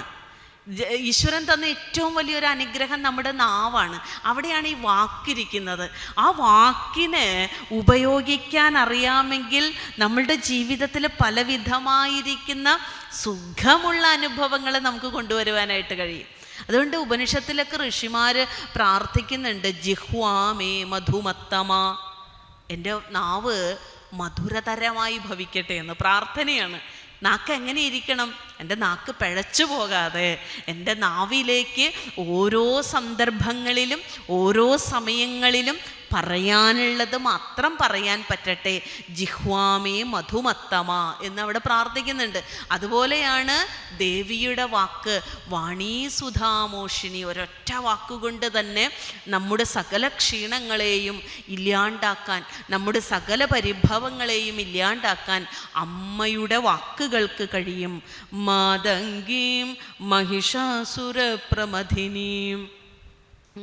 മാതംഗിയും മഹിഷാസുരപ്രമഥിനിയും ഒരു ആനയുടെ നടത്തമാണ്, അല്ലേ? ഉടുരാജമുഖി ഗജരാജനടി എന്ന് പറയുന്നില്ലേ? ഗജരാജൻ്റെ നടത്തം, ഉടുരാജൻ്റെ മുഖം. ആരാ ഉടുരാജൻ? ഉടു എന്ന് പറഞ്ഞാൽ ആരാ? ഉടു എന്ന് പറഞ്ഞാൽ നക്ഷത്രം, നക്ഷത്രത്തിൻ്റെ രാജാവ്. അതാരാണ്? ചന്ദ്രൻ. ഉടുരാജമുഖി എന്ന് പറഞ്ഞാലോ ചന്ദ്രൻ്റെ മുഖമുള്ളവളെ. നൽത്തിങ്കൾ നേർമുഖി ദിഗംബരൻ്റെ തിരുമൈ പകുത്ത ശിവമേനിയേ. നമ്മുടെ മുഖത്ത് പ്രസന്നതയുണ്ടെങ്കിൽ നമ്മളും നൽത്തിങ്കൾ നേർമുഖിയാണ്. ഒരുപാട് മുഖസൗന്ദര്യത്തെ അല്ല ഈ വാഴ്ത്തുന്നത്. ഏതൊരമ്മയുടെ ഹൃദയത്തിലാണോ പ്രസന്നതയുള്ളത്, ആ അമ്മ കറുത്തവളാകട്ടെ വെളുത്തവളാകട്ടെ തവിട്ട് നിറമുള്ളവളാകട്ടെ, ആ അമ്മയുടെ കണ്ണ് വലുതായിക്കൊള്ളട്ടെ ചെറുതായിക്കൊള്ളട്ടെ, മൂക്ക് നീണ്ടിരുന്നോട്ടെ പരന്നിരുന്നോട്ടെ, അതല്ല നൽത്തിങ്കൾ നേർമുഖി എന്ന് പറയുന്നത്. ആ അമ്മ അനുഭവിക്കുന്ന തൃപ്തി, ആ അമ്മ അനുഭവിക്കുന്ന സന്തോഷം പ്രസന്നതയുടെ രൂപത്തിൽ മുഖത്ത് പ്രസന്നമായ ഒരു ഭാവം വിടരുമ്പോൾ അത് തിങ്കൾ നേർമുഖിയാകും. അതാണ് പൂർണ്ണചന്ദ്രൻ്റെ ശോഭ അവിടെ വരുത്തുന്നത്. അങ്ങനെയുള്ള മഹിഷാസുരപ്രമഥിനിയും മഹിഷാസുരനെ നിഗ്രഹിച്ച ശ്രീകാരോത്തര പാണിപങ്കജപുടീം, ഈ ഏറ്റവും ശ്രേഷ്ഠമായ ഐശ്വര്യത്തെ ഉണ്ടാക്കുന്ന കരങ്ങളോട് കൂടിയ പങ്കജപുടങ്ങളോട് കൂടിയ നിന്നെ, അങ്ങനെയുള്ള ദേവിയെ ഞാൻ ഭജിക്കുന്നു എന്ന് പറയാണ്. എന്നിട്ടോ മാതംഗാനന ബാഹുലേയ ജനനീം മാതംഗസംഗാമിനീം ചേതോഹാരിതനുച്ഛവീം ശഫരികാ ചക്ഷുഷ്മതീം അംബികാം ജൃംഭത്പ്രൗഢനിസുംഭ സുംഭമദിനീം അംഭോജഭൂപൂജിതാം സമ്പത്സന്തതിദായിനീം ഹൃദി സദാ ശ്രീഭദ്രകാളീം ഭജേ. മാതംഗാനന ബാഹുലേയ ജനനീം, മാതംഗത്തിൻ്റെ ആനനമുള്ളവൻ, ആനയുടെ മുഖമുള്ളവൻ, അതാരാണ്? അതാണ് മാതംഗാനനൻ. അത് ഗണപതിയാണ് അല്ലേ? ഗണപതിയെ സ്തുതിച്ചും നമദ്ദേവവൃന്ദം ലസദ്വേദകന്ധം എന്ന് തുടങ്ങുന്ന ഒരു കീർത്തനം ഗുരു എഴുതി തന്നിട്ടുണ്ട്. ആ മാതംഗാനൻ്റെയും ആ ഗണപതിയുടെയും ബാഹുലേയൻ്റെയും, ബാഹുലേയൻ ആരാണ്? സുബ്രഹ്മണ്യനാണ്. എന്തുകൊണ്ട് ബാഹുലേയൻ എന്ന് കിട്ടിയത്? ബഹുലകളാൽ വളർത്തപ്പെട്ടത് കൊണ്ടാണ്. ഒരുപാട് അമ്മമാർ പാലൂട്ടി, ഒരുപാട് അമ്മമാരാൽ വളർത്തപ്പെട്ടു. അതാണ് ബഹുലകളാൽ വളർത്തപ്പെട്ടത് കൊണ്ട് ബാഹുലയനായി. അപ്പോൾ ഒരുപാട് അമ്മമാർ കാർത്തിക നക്ഷത്രങ്ങളൊക്കെ വന്ന് പാലൂട്ടി. കാരണം ഈ കുഞ്ഞ് ശരവണ പൊയ്കയിൽ ഇങ്ങനെ വന്ന് പറന്ന് കിടക്കണ കണ്ടപ്പോൾ, കൈകാലിട്ടടിച്ച് കിടക്കണ കണ്ടപ്പോൾ എല്ലാ അമ്മമാർക്കും ആഗ്രഹം ഈ സുബ്രഹ്മണ്യനെ പാലൂട്ടണമെന്ന്. അങ്ങനെ നിരവധി പേരുടെ മകനായിട്ടിരിക്കുന്നവനാണ് ബാഹുലയൻ. അങ്ങനെയുള്ള ആ മാതംഗാനന ബാഹുലേയ ജനനീം മാതംഗ സംഗാമിനീം, ആനയെപ്പോലെ നടക്കുന്നവൾ. ആനയെപ്പോലെ നടക്കുക വെച്ചാൽ മന്ദമായി നടക്കുക, ഭൂമിദേവിക്ക് പോലും വേദന ഉണ്ടാകാതെ നടക്കുക എന്ന് പറയില്ലേ അല്ലേ? ഇപ്പം നമ്മുടെയൊക്കെ പെടലി വെട്ടിയാലേ അങ്ങനെ നടക്കുകയുള്ളൂ. പക്ഷേ ദേവി അങ്ങനെയല്ല. ദേവി അല്ലാതെ വളരെ സ്വാഭാവികമായിട്ട് തന്നെ പതുക്കെ പതുക്കെ നടക്കുകയുള്ളൂ. മാതംഗ സംഗാമിനിയും ചേതോഹാരിതനുച്ഛവീം ശഫരിക. കണ്ണുകൾ എങ്ങനെയാണ്? ഈ പരൽമീനിൻ്റെ കണ്ണുകളോട് കൂടിയവൾ. ഈ മീനുകൾ എങ്ങനെയാണോ ഇങ്ങനെ പുളച്ച് നടക്കുന്നത്, അതുപോലെ ചടുലമായിരിക്കുന്ന മിഴികളോട് കൂടിയവൾ. നമ്മൾ ഈ നല്ല നർത്തകിമാരുടെയൊക്കെ നൃത്തം കാണുമ്പോൾ പറയാം, അവരുടെ കണ്ണുകളാണ് നൃത്തം ചെയ്യുക. അവരുടെ ശരീരം നൃത്തം ചെയ്യുന്നതിനേക്കാൾ കൂടുതൽ എല്ലാവിധമായ ഭാവങ്ങളെയും അവരുടെ കണ്ണുകൾ പറയും. അതാണ് ദേവിയുടെ കണ്ണും അങ്ങനെ ചടുലമായിരിക്കുന്ന കണ്ണുകളോട് കൂടിയവളാണ് എന്ന് പറയുകയാണ്. അങ്ങനെയുള്ള ആ ചെന്താമരക്കണ്ണിയെ, ആ മീനുകളെപ്പോലെ ചടുലമായിരിക്കുന്ന ദേവിയെ എന്താണ് ഞാൻ ഭജിക്കുന്നു, ഞാൻ ഉപാസിക്കുന്നു. സമ്പത്ത് സന്തതിദായിനിയും. ആ ദേവി എന്തൊക്കെ തരും? സമ്പത്ത്, സന്തതി അല്ലേ? പുത്രനില്ലാത്തവർക്ക് പുത്രനെയും സമ്പത്തില്ലാത്തവർക്ക് സമ്പത്തിനെയും നൽകും. എന്താണോ, ഏതൊരു സമ്പത്താണോ തനിക്ക് വേണ്ടത് ആ സമ്പത്തിനെ നൽകാൻ കെൽപ്പുള്ളവളാണ് അമ്മ എന്നാണ് അല്ലേ? ചില ആളുകൾ ഏറ്റവും മൂല്യമുള്ളതായി കാണുന്നത് അറിവിനെയാണ് അല്ലേ? കറൻസി മാത്രമല്ല സമ്പത്ത് അല്ലേ? ചില ആളുകൾക്കാണ് കറൻസി ഈശ്വരനായി കാണുന്നത്. രൂപയാണ് ദൈവം എന്ന് പറയുന്നവരാണ് അധികവും. പക്ഷെ ചുരുക്കം ചിലർക്ക് രൂപയല്ല ദൈവം, അറിവാണ് ദൈവം. അതുകൊണ്ടാണ് ശങ്കരാചാര്യസ്വാമികൾ അന്നപൂർണേശ്വരി സ്തോത്രം, ഗംഭീരമായ അന്നപൂർണേശ്വരി സ്തോത്രം പാടിയിട്ട് അവസാനം അന്നപൂർണേശ്വരിയോട് യാചിക്കുന്നത്. അന്നപൂർണേശ്വരി അന്നം കൊണ്ട് തൃപ്തിപ്പെടുത്തുന്നവളാണല്ലോ. ആ അന്നപൂർണേശ്വരിയോട് ചോദിക്കുന്നത് എന്താണ്? ജ്ഞാനവൈരാഗ്യ സിദ്ധ്യർത്ഥം ഭിക്ഷാം ദേഹീച്ച പാർവതി. ഇതാണ് മാതാമേ പാർവതീ ദേവി പിതാ ദേവോ മഹേശ്വര ബാന്ധവാ ശിവഭക്താശ്ച ത്രൈലോക്യം ഭുവനത്രയം അന്നപൂർണേ സദാപൂർണേ ശങ്കര പ്രാണവല്ലഭേ ജ്ഞാനവൈരാഗ്യ സിദ്ധ്യർത്ഥം ഭിക്ഷാം ദേഹീച്ച പാർവതി. അന്നപൂർണേ സദാപൂർണേ ശങ്കര പ്രാണവല്ലഭേ, ശങ്കരൻ്റെ പ്രാണവല്ലഭയായിരിക്കുന്ന അമ്മേ, എനിക്ക് ഒരു ഭിക്ഷ മാത്രം മതി. എൻ്റെ ഭിക്ഷാപാത്രത്തിലേക്ക് എന്ത് തന്നാൽ മതി? ജ്ഞാനവൈരാഗ്യ സിദ്ധ്യർത്ഥം, ജ്ഞാനവും വൈരാഗ്യവും. എനിക്ക് അറിവാകുന്ന അന്നത്തെ നൽകിയാലും അല്ലയോ അന്നപൂർണേശ്വരി, എനിക്ക് കേവലം ധാന്യം കൊണ്ടുണ്ടാക്കിയ ചോറ് മാത്രം പോരാ, എനിക്ക് നീ അറിവാകുന്ന അന്നത്തെ തരൂ, ജ്ഞാനത്തെ തരൂ എന്നാണ്, അറിവിനെ തരൂ. ഇപ്പം നമ്മൾ ശാരദാദേവിയൊക്കെ പ്രാർത്ഥിക്കുമ്പോൾ, ശാരദാദേവിയുടെ സ്തോത്രങ്ങൾ നിത്യം പാരായണം ചെയ്യുമ്പോൾ, ശാരദാദേവിയെ നിത്യവും ഭജിക്കുമ്പോൾ നമ്മൾ പോലും അറിയാതെ ഈ അറിവിൻ്റെ ഒരു അനുഗ്രഹം, അറിവ് നമ്മുടെ ഹൃദയത്തിൽ, നമ്മുടെ മേധയിലൊക്കെ വന്ന് നിറഞ്ഞു നിൽക്കുന്ന ഒരു അനുഭവം ഉണ്ടാവാറുണ്ട്. അത് ശാരദാദേവിയുടെ അനുഗ്രഹമാണ്. അതുപോലെ ഈ വൈരാഗ്യം വേണം എന്ന് പറയണത് എന്താ? വൈരാഗ്യം എന്ന് വെച്ചാൽ വെറുപ്പ് എന്നല്ല അർത്ഥം. സംസ്കൃതത്തിലെ വൈരാഗ്യം എന്ന് പറഞ്ഞു കഴിഞ്ഞാൽ പരവേശം, എല്ലാത്തിനോടും കാണുന്ന ആക്രാന്തം ഇല്ലാണ്ടിരിക്കുക എന്നുള്ളതാണ്.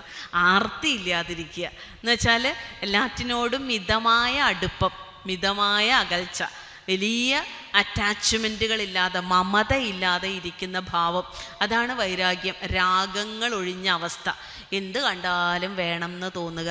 അങ്ങനെ എന്ത് കണ്ടാലും വേണം എന്ന് തോന്നിപ്പോകുന്ന ഒരാൾക്ക് പറഞ്ഞിട്ടുള്ളതല്ല വേദാന്തം. ഇത്രയൊക്കെ മതി എന്ന് പറഞ്ഞവർക്കുള്ളതാണ് വേദാന്തം. അപ്പോൾ മതി എന്ന് പറയുന്നവന് കൊടുക്കേണ്ടുന്നതാണ് അറിവ്. വേണം എന്ന് തോന്നണവൻ, അവന് വേണ്ടുന്നത് ധനവും മറ്റു കാര്യങ്ങളുമാണ്. അത് അവരന്വേഷിക്കുന്നു, കണ്ടെത്തുന്നു. അങ്ങനെയുള്ള സമ്പദ് സന്തതിദായിനിയെ നൽകുന്ന ദേവിക്ക് നമസ്കാരം, ഞാൻ ഭജിക്കുന്നു എന്ന് പറയാണ്. പിന്നെയോ ആനന്ദൈകതരംഗിണീം അമലഹൃന്നാളീകഹംസീമണീം പീനോത്തുംഗഘനസ്തനാം ഘനലസത് പാടീരപങ്കോജ്വലാം ക്ഷൗമാവീതനിദംബബിംബരശനാ സ്യൂതക്വണത്കിങ്കിണീ യേണാംഗാംബുജ ഭാസുരാസ്യനയനാം ശ്രീഭദ്രകാളീം ഭജേ. ഈ പദ്യത്തിലെ ഏറ്റവും മനോഹരമായ വാക്കെന്താണ്? ആനന്ദൈക തരംഗിണീം എന്നാണ്. നമ്മുടെ ഇപ്പോഴത്തെ പിള്ളേരോടൊക്കെ ചോദിച്ചാൽ പിള്ളേർ പറയും എന്തൊരു വൈബാണ് അവർക്ക് എന്ന് പറയും. ഈ വൈബ് ഏറ്റവും കൂടുതലുള്ളത് ആരാണ്? ദേവിക്കാണ്. ആനന്ദൈക തരംഗിണിയും, തരംഗം വേവ് ലെങ്താണ് അല്ലേ? ചില ആളുകൾ അടുത്ത് വന്നിരിക്കുമ്പോൾ, അവരോട് സംസാരിക്കുമ്പോൾ, അവരോട് കുറച്ച് നേരമൊക്കെ വർത്തമാനം പറഞ്ഞ് പോകുമ്പോൾ, തിരിച്ചു പോകുമ്പോഴും നമുക്കൊരു ഉത്സാഹമാണ്, ഒരു ഉന്മേഷമാണ്.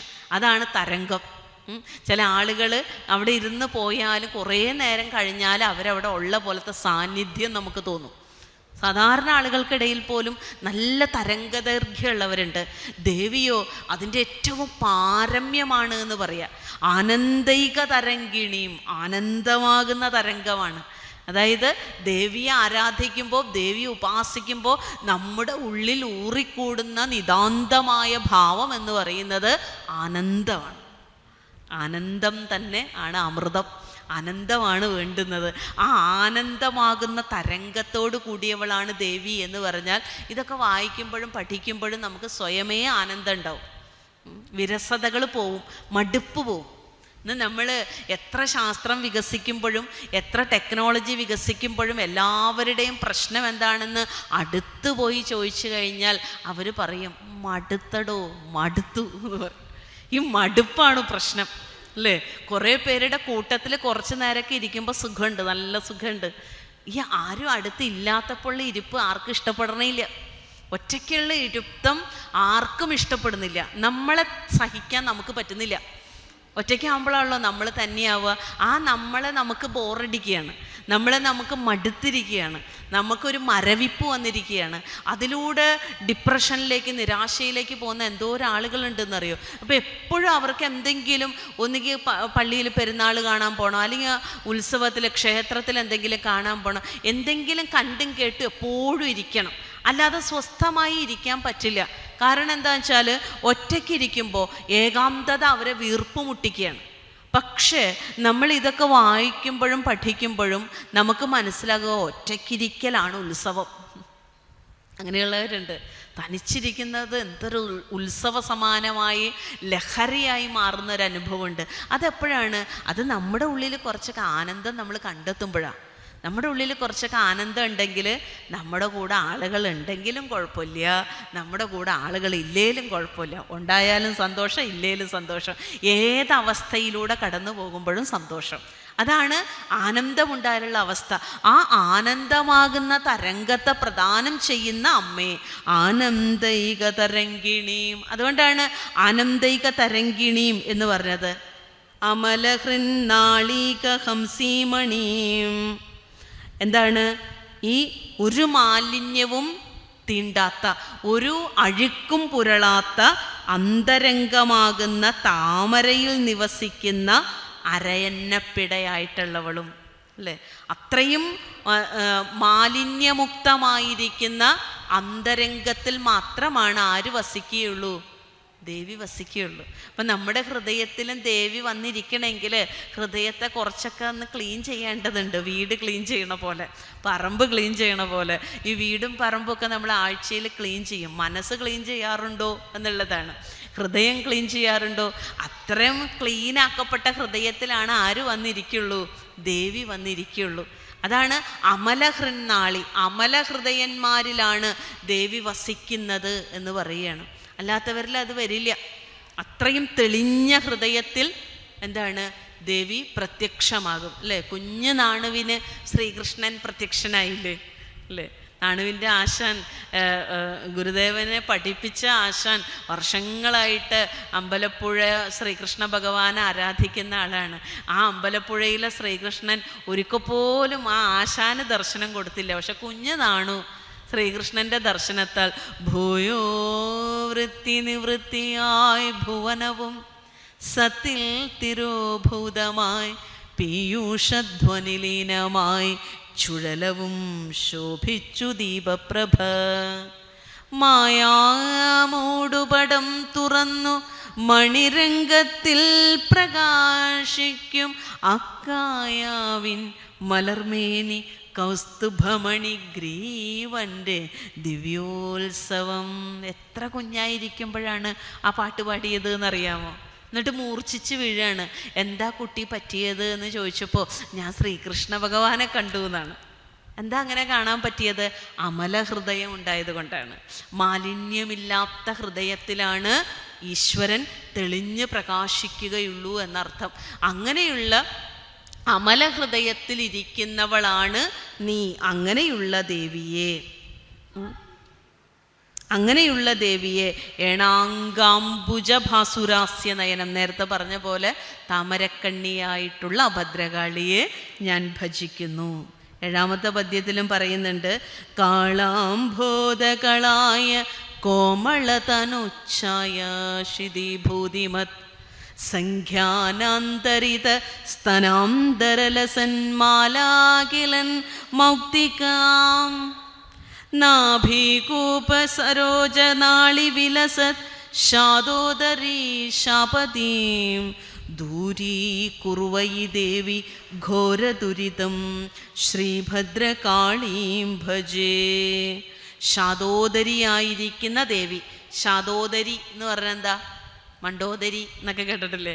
ശാദോദരി എന്ന് വെച്ചാൽ കൃശമായ ഉദരത്തോട് കൂടിയവൾ, ആലീല പോലത്തെ വയറ്, സൗന്ദര്യത്തിൻ്റെ വേറൊരു ലക്ഷണമാണ് ശാദോദരി. അത്രയും ഒതുങ്ങിയ മധ്യഭാഗത്തോട് കൂടിയവൾ.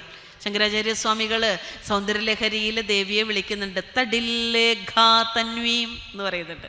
തടില്ലേഖ എന്ന് പറഞ്ഞാൽ എന്താണെന്നറിയോ? ഇടിമിന്നലാണ്. ഇടിമിന്നലിൻ്റെ അത്രം നേർത്ത ഒതുങ്ങിയ വയറ്, അതുപോലത്തെ ശരീരം. തടില്ലേഖാ തന്വി എന്ന് വിളിക്കുന്നത് പോലെയാണ് ശാദോദരി. ആ ശാദോദരിയായിരിക്കുന്ന ദേവി എന്താണ് ചെയ്യുന്നത്? ദൂരീകുർവൈ ദേവി. അങ്ങനെയുള്ള അമ്മേ, ശാദോദരിയായിരിക്കുന്ന അമ്മേ, ഘോര ദുരിതം ശ്രീഭദ്രകാളീം ഭജേ. എൻ്റെ എല്ലാ ദുരിതങ്ങളെയും ദൂരീകുർവൈ, നീ അകറ്റിത്തരണം, മാറ്റിത്തരണം. അവസാനം എത്തുമ്പോഴാണ് കേട്ടോ പാവത്താൻ പ്രാർത്ഥിക്കുന്നത് അല്ലേ? അതുവരെ എന്താണ്? അതുവരെ ദേവിയെ പുകഴ്ത്തുകയാണ്, ദേവിയുടെ വിശേഷണങ്ങൾ പറയുകയാണ്. അവസാനം എത്തിയപ്പോൾ പറയാണ്, ദൂരീകുറുവൈ ദേവി ഘോര ദുരിതം, എൻ്റെ കഠിനമായിരിക്കുന്ന കഷ്ടപ്പാടുകളെ, ആവലാദികളെ, വേവലാദികളെ, ആകാംക്ഷകളെയൊക്കെ അകറ്റിത്തരണേ, ആട്ടിപ്പായിക്കണേ. അതിന് നിനക്കേ കഴിയൂ, നിനക്കാണ് അതിനുള്ള ശക്തിയുള്ളത് എന്ന് പറയാണ്. കാരണം നീ എന്താണ്? ആത്മീയസ്തന കുംഭകുങ്കുമരച പങ്കാരുണാലങ്കൃത ശ്രീകണ്ഠൗരസഭൂരിഭൂതിമമരീ കോടീരഹീരായിതാം വീണാപാണി സനന്ദനന്ദിതപദാം യണീ വിശാലേക്ഷണാം വേണീഹ്രീണിത കാളമേഘപടലീം ശ്രീഭദ്രകാളീം ഭജേ. ആത്മീയസ്തന കുംഭം അല്ലേ, ദേവിയുടെ മുലപ്പാലുകൾ, ദേവിയുടെ മാറിടം എന്ന് പറയുന്നത് ആത്മീയമാകുന്ന അമൃതകുംഭമാണത് അല്ലേ. ഒരമ്മ ഒരു കുഞ്ഞിന് ജന്മം നൽകുമ്പോൾ അമ്മയുടെ അധരങ്ങൾ ആ കുഞ്ഞിനെ പരിലാളനയോടുകൂടിയുള്ള വാക്കുകളെ കൊണ്ടും അമ്മയുടെ മാറിടം ആ കുഞ്ഞിന് പരിപൂർണമായ ഭക്ഷണത്തെ നൽകിയും കാത്തുരക്ഷിക്കുന്നുണ്ട് അല്ലേ. കുഞ്ഞിനാണ് അതിൻ്റെ മഹിമ അറിയുന്നത്, ഒരമ്മയുടെ മാറിടത്തിൻ്റെ വില, ഒരമ്മയുടെ അധരങ്ങളുടെ വില. അപ്പോൾ ഇവിടെ ദേവിയുടെ മാറിടത്തിലുള്ളത് എന്താണ്? ആത്മീയസ്തന കുംഭമാണ്, അമൃതമാകുന്ന ചഷകം. അതിൽ നിന്ന് ഊറി വരുന്നത് അമൃതമാകുന്ന ജലധാരയാണ്. ആ അമൃതമാകുന്ന ജലധാര ഊട്ടിയിട്ടാണ് നമ്മെ ഓരോരുത്തരെയും പ്രകൃതിയുടെ വളർത്തുന്നത്. നോക്കൂ, ആ ദേവിയെ പ്രകൃതിയായിട്ടൊന്ന് സങ്കല്പിച്ച് നോക്കൂ, എന്തെന്ത് ഫലങ്ങളാണ് നമുക്ക് തരുന്നത്. ഇപ്പം പ്ലാവിലേക്ക് പോയി നോക്കൂ, എത്ര ചക്കയാണ് തരുന്നത് അല്ലേ. ഇതാണ് നമ്മളിങ്ങനെ ഈ ഭാവനയിൽ നിന്ന് നമ്മൾ അതിൻ്റെ യാഥാർത്ഥ്യത്തിലേക്ക് വരുമ്പോൾ ഈ പ്രകൃതിയാകുന്ന അമ്മ എന്തെങ്കിലും ഒന്ന് കുഴിച്ചിട്ടാൽ മതി, അതിൽ നിന്ന് എന്തുമാത്രം കായ്കനികളാണ് നമുക്ക് നൽകുന്നത്. നമ്മൾ കുഴിച്ചിടാറില്ല, എന്നാൽ പോലും നമ്മളുടെ പറമ്പിൽ തനിയെ പൊട്ടിമുളച്ച് ഏതെങ്കിലും കിളികളൊക്കെ കൊണ്ടിട്ട് വിത്തുകളൊക്കെ പൊട്ടിമുളച്ചുകൊണ്ട് എന്തൊക്കെ ഫലവൃക്ഷങ്ങൾ. ഇതൊക്കെ ഈ ആത്മീയസ്തന കുംഭത്തോട് നമുക്ക് ഉപമിക്കാം. പ്രകൃതിയുടെ ഓരോ ഫലങ്ങളും അതിൻ്റെ വരദാനമാണ്. നമുക്ക് എത്ര യുദ്ധം വന്നാലും കൊടുമ്പിരി കൊണ്ടാലും നമ്മുടെ ചുറ്റുവട്ടത്തേക്ക് നോക്കിക്കഴിഞ്ഞാൽ നമുക്ക് എന്തെങ്കിലുമൊക്കെ മാന്തിപ്പറിച്ച് തിന്നാനുള്ളത് ഈ പ്രകൃതി ദേവി ഇവിടെ ഒരുക്കി വെച്ചിട്ടുണ്ട്. അങ്ങനെ നമ്മളെ ഊട്ടുന്നവളാണ് അമ്മ, അങ്ങനെ ഊട്ടുന്നവളാണ് ഈ ഭൂമിദേവി എന്ന് പറയുന്നത്. അങ്ങനെയുള്ള ദേവി മാത്രമല്ല, വീണാപാണി സനന്ദ നന്ദിതപദാം. വീണാപാണി നാരദാദി മഹർഷികൾ, സനകാദി മഹർഷികളൊക്കെ വന്ദിക്കുന്ന പദാംബുജമാണ് നിന്നിലുള്ളത്. ഈ സനകാദികളും നാരദരൊക്കെ എന്താണ്? നൈഷ്ഠിക ബ്രഹ്മചാരികളാണ്. അവർ ഗാർഹസ്ഥ്യത്തിലേക്ക് പോകാതെ നൈഷ്ഠിക ബ്രഹ്മചാരികളായി ജീവിച്ചവരാണ് നാരദരും സനകനും സനത്കുമാരനും സനത്സുജാതിയൻ പോലുള്ള മഹർഷിമാർ. അങ്ങനെയുള്ള നൈഷ്ഠിക ബ്രഹ്മചാരികൾ ഉപാസിക്കുന്ന പാദകമലത്തോടു കൂടിയവളായിരിക്കുന്ന അമ്മയെ, അങ്ങനെയുള്ള അമ്മയെ എന്താണ് ഞാൻ ഭജിക്കുന്നു എന്നാണ് പറയുന്നത്. അവസാനം ഇതിൻ്റെ ഫലശ്രുതി എന്താണ്? ദേവീപാദപയോജ പൂജനമിതി ശ്രീഭദ്രകാള്യഷ്ടകം രോഗൗഘാഘഗനാനിലായിതമിദം പ്രാതപ്രഗയ പഠൻ ശ്രേയ ശ്രീ ശിവകീർത്തി സമ്പദമലം സംപ്രാപ്യ സമ്പന്മയീം ശ്രീദേവീം അനപായിനീം ഗതിമയൻ സ്വയം സുഖീ വർത്തതേ. ഗുരുദേവൻ തന്നെ പറയാണ്, ദേവി പാദ പയോജ പൂജനം.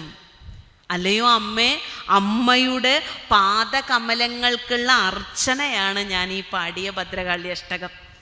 നിന്നെ പൂജിക്കുകയാണ്, നിന്നെ അർച്ചിക്കാൻ വേണ്ടി, നിന്റെ പാദകമലങ്ങളെ ഉപാസിക്കുന്നതിന് വേണ്ടിയിട്ട് ഞാൻ ആലപിച്ചതാണ് ഈ ഭദ്രകാളി അഷ്ടകം. ഈ ഭദ്രകാളി അഷ്ടകം ആലപിച്ചാൽ എന്താണ് ഉണ്ടാവുക? രോഗൗഘാഘനാ നിലായിതമിതം. അതായത് അഘം എന്ന് വെച്ചാൽ പാപങ്ങളുടെ കൂട്ടം. രോഗങ്ങളെ, പാപങ്ങളെ, ഇത്തരത്തിലുള്ള സമൂഹത്തെ, പാപമാകുന്ന, രോഗമാകുന്ന, യാതനയാകുന്ന ഇത്തരം കൂട്ടങ്ങളെ അടിച്ചു തെറിപ്പിക്കുവാനുള്ള ശക്തിയുണ്ട്. ഈ പാപങ്ങളുടെ കൂട്ടം ഒരു മേഘം കണക്കെയാണെങ്കിൽ, ഒരു കാർമേഘം എങ്ങനെയാണോ ആകാശത്തിന് മുകളിൽ നിൽക്കുമ്പോൾ ശക്തമായി ഒരു കാറ്റ് വന്ന് അടിക്കുമ്പോൾ ആ മേഘക്കൂട്ടങ്ങളെ ഛിന്ന ഭിന്നമാക്കുന്നത്, അതുപോലെയാണ് ദേവിയാകുന്ന കാറ്റേറ്റ് നമ്മളാകുന്ന, നമ്മുടെ ജീവനാകുന്ന പാപ സമൂഹത്തെ മുഴുവൻ അടിച്ചു തെറിപ്പിക്കുവാനുള്ള ശക്തിയുണ്ട്. രോഗങ്ങൾ ബാധിക്കില്ല. രോഗങ്ങൾ എന്ന് പറയുന്നത് ശാരീരികവും മാനസികവും ഉണ്ട് അല്ലേ? നമ്മളെ സംബന്ധിച്ചിടത്തോളം ശാരീരികമായ രോഗത്തെക്കാൾ കൂടുതൽ മാനസികമായിരിക്കുന്ന രോഗങ്ങളാണ്. ഒരുപാട് വിഷമങ്ങളൊക്കെ ഉണ്ട്. ആ രോഗങ്ങളുടെ കൂട്ടങ്ങളെയൊക്കെ ഇല്ലാണ്ടാക്കി കളയുന്നത് എപ്പോൾ വായിക്കണം? പ്രാതപ്രഗേയപഠൻ. അത് ഇത്തിരി ബുദ്ധിമുട്ടാണ് അല്ലേ? പ്രഭാതത്തിൽ വായിക്കാനാണ് ഇവിടെ പറഞ്ഞിരിക്കുന്നത്. അയ്യോ, രാവിലെ ഒന്നും അതിന് നേരം കിട്ടൂല, ഉച്ചയാകുമ്പോൾ എങ്ങാനും വായിക്കാം, എപ്പോഴെങ്കിലും വായിക്കും. പക്ഷെ ഇതിൽ പറഞ്ഞിരിക്കുന്നത് പ്രാതപ്രഗേയ പഠൻ എന്നാണ്. പുലർകാലത്ത് ഇത് ആലപിച്ചാൽ ഉണ്ടാകുന്ന ശ്രദ്ധയോടെ പറ്റുമെങ്കിൽ ഒന്ന് വായിച്ചു നോക്കൂ. കുറച്ച് ദിവസം ഇതൊക്കെ ഒന്ന് വായിച്ചു നോക്കൂ. ഇത് വളരെ എന്തൊരു സുഖമാണ് എന്നറിയാമോ? ഇതിലേക്കൊക്കെ വരുമ്പോൾ, നമ്മൾ ജീവിതത്തിൻ്റെ ഈ ഒരു ട്രാക്കിലേക്കൊക്കെ വരുമ്പോഴാണ് നമുക്ക് അത് മനസ്സിലാവുക. നമുക്ക് എന്തെന്നില്ലാത്ത ഒരു ഉത്സാഹവും ഉന്മേഷവും ഒക്കെ ലഭിക്കുന്നത് ഇങ്ങനെ ഈ രാവിലെ നമ്മൾ തുടങ്ങുന്ന കർമ്മങ്ങളുടെ അടിസ്ഥാനത്തിലാണ്. അപ്പോൾ ആദ്യം എണീറ്റ് നമ്മൾ ഇത്തരത്തിലൊരു പ്രഭാത വന്ദനം നടത്തിക്കൊണ്ടാണ് നമ്മൾ കർമ്മങ്ങളിലേക്ക് പോകുന്നതെങ്കിൽ ആ ദിവസത്തിൻ്റെ അവസാനം വരെ ആ ഒരു ഊർജത്തെ, ആ ഒരു ഉന്മേഷത്തെ നിലനിർത്താൻ പറ്റും. പക്ഷെ ഇന്ന് പലരും അങ്ങനെയല്ല. രാവിലെ തന്നെ എണീറ്റ് നോക്കുന്നത് ഫേസ്ബുക്കിലേക്കാണ്, അല്ലെങ്കിൽ വാട്സപ്പിലേക്കാണ് അല്ലേ? അതൊക്കെ കണ്ട് കേൾക്കേണ്ടാത്തതും കാണേണ്ടാത്തതുമായ വാർത്തകളൊക്കെ കുറേ നേരം കണ്ട് മനസ്സ് മരവിച്ചാണ് എണീക്കണത്. എത്ര വ്യത്യാസം വന്നു നോക്കൂ. അവിടെയാണ് ഈ ഭദ്രകാള്യഷ്ടകം രാവിലെ എണീറ്റ് ഈ പ്രാതപ്രഗേയപഠൻ ഇത് നമ്മൾ ചൊല്ലിക്കഴിഞ്ഞാൽ രോഗദുരിതങ്ങളൊക്കെ മാറുക മാത്രമല്ല, ശ്രേയ ശ്രീ ശിവകീർത്തി സമ്പദമലം സംപ്രാപ്യ സമ്പന്മയി, എല്ലാവിധമായ സമ്പത്ത്, എല്ലാവിധമായ കീർത്തി, എല്ലാവിധമായ പ്രശസ്തി അല്ലേ? 4 പേരെ അറിയും. വെറുതെ കുപ്രസിദ്ധമല്ല, സുപ്രസിദ്ധമാകും. നല്ല രീതിയിൽ അറിയാം. ആ കുട്ടി നല്ല കുട്ടിയിട്ട് അത് അങ്ങനെയൊക്കെ ചെയ്യുന്നുണ്ട് പറയും. അല്ലെങ്കിൽ ആ അമ്മ നല്ല അമ്മ അല്ലേ? നമ്മൾക്ക് നല്ല കർമ്മങ്ങൾ ചെയ്യുമ്പോഴാണ് നല്ല കീർത്തികൾ ഉണ്ടാവുക. അപ്പോൾ ഏതേത് കാര്യങ്ങൾ ആഗ്രഹിച്ചുകൊണ്ടാണോ നമ്മൾ ഇത് പ്രാർത്ഥിക്കുന്നത്, പാരായണം ചെയ്യുന്നത്, അത്തരം സമ്പത്തുക്കളെ കൊണ്ട് സമ്പുഷ്ടമാകും നിങ്ങളുടെ ജീവിതം എന്ന് പറഞ്ഞുകൊണ്ടാണ് ഈ ഭദ്രകാള്യഷ്ടകം എന്ന കൃതി സമാപിപ്പിക്കുന്നത്. അതാണ് ഇതൊക്കെ നമ്മളിങ്ങനെ ചൊല്ലുമ്പോൾ നമ്മൾക്ക് ഇതിൻ്റെ ഒന്നും ഞാൻ പറഞ്ഞില്ല കേട്ടോ, ഇതിൽ ഒരു വിശദമായ കാര്യങ്ങളിലേക്കും പോയില്ല. പക്ഷെ നമ്മളിങ്ങനെ നിരന്തരമായി ചൊല്ലുന്ന കൃതികളുടെയൊക്കെ ആശയം ഇത്രയെങ്കിലും നമ്മളുടെ അകത്ത് നിങ്ങൾ കേട്ടേ പറ്റൂന്ന് വിചാരിച്ച് പറയണം. അതുകൊണ്ടാണ് കേട്ടിട്ട് പോയാൽ മതി എന്ന് പറയില്ലേ, ഇങ്ങനെ കേട്ടിട്ട് പോയാൽ മതി. സുഖമുള്ള കാര്യങ്ങളൊക്കെ പറയാം, കുഴപ്പമില്ല. പക്ഷെ സുഖമുള്ള കാര്യങ്ങൾ പറയുന്നത് ഈ ജലത്തിൽ വരയ്ക്കുന്ന രേഖകൾ പോലെയാണ്. അത് കഴിഞ്ഞ് കഴിഞ്ഞാൽ ആരും ഓർക്കൂല എന്താ പറഞ്ഞതെന്ന്. പക്ഷെ ഇങ്ങനെയുള്ള കാര്യങ്ങൾ ഇങ്ങനെ എടുത്തു വെച്ച് പറയുമ്പോൾ ഒന്നുമില്ലെങ്കിൽ കുറഞ്ഞ പക്ഷം നിങ്ങൾ ആ കൃതിയെങ്കിലും ഇനിയുള്ള ദിവസം വായിക്കാനെങ്കിലും ശ്രമിക്കും. അതിൻ്റെ ഒരു എന്താ പറയുക, അതിൻ്റെ ഒരു ബാക്കി പത്രമായിട്ട് മാറുന്ന അതായിരിക്കും. ഭദ്രകാള്യഷ്ടകം ഒന്ന് വായിക്കാൻ പഠിക്കണം, ഭദ്രകാള്യഷ്ടകം ഒന്ന് കാണാതെ പഠിക്കണം എന്നുള്ള ചില തീരുമാനങ്ങളൊക്കെ ഉണ്ടാവും. നമുക്ക് അതിനോടൊരു ഇഷ്ടം വരും. അപ്പോൾ ഗുരു പറഞ്ഞതാണല്ലോ ഒന്നുമില്ലെങ്കിൽ, ആ ഗുരു പറഞ്ഞ കാര്യങ്ങൾ എന്താണ്, എങ്ങനെയാണ്, ഏത് വിധത്തിലാണ് എന്നൊക്കെ അറിഞ്ഞിരിക്കുന്നതിനും കൂടി വേണ്ടിയിട്ടാണ് നമ്മൾ നമ്മുടെ ജീവിതത്തെ ഉപയോഗിക്കേണ്ടത്. അതാണ് നമ്മൾ ചെയ്യേണ്ടുന്നത്. അതാണ് യഥാർത്ഥ ഗുരുസേവ എന്ന് പറയുന്നത്. അതാണ് യഥാർത്ഥ ഗുരുഭക്തി എന്ന് പറയുന്നത്. ഗുരു എന്താ പറഞ്ഞത് അല്ലേ? നമ്മൾ നമ്മുടെ ആരാധനയിലേക്ക്, നമ്മുടെ ഉപാസനയിലേക്ക് ഗുരുവിനെ അത്തരത്തിൽ കൊണ്ടുവരുന്നിടത്താണ് ജീവിതത്തിൻ്റെ പരിസ്ഫൂർത്തി ഉണ്ടാകുന്നത്, പരിപൂർത്തി ഉണ്ടാകുന്നത്.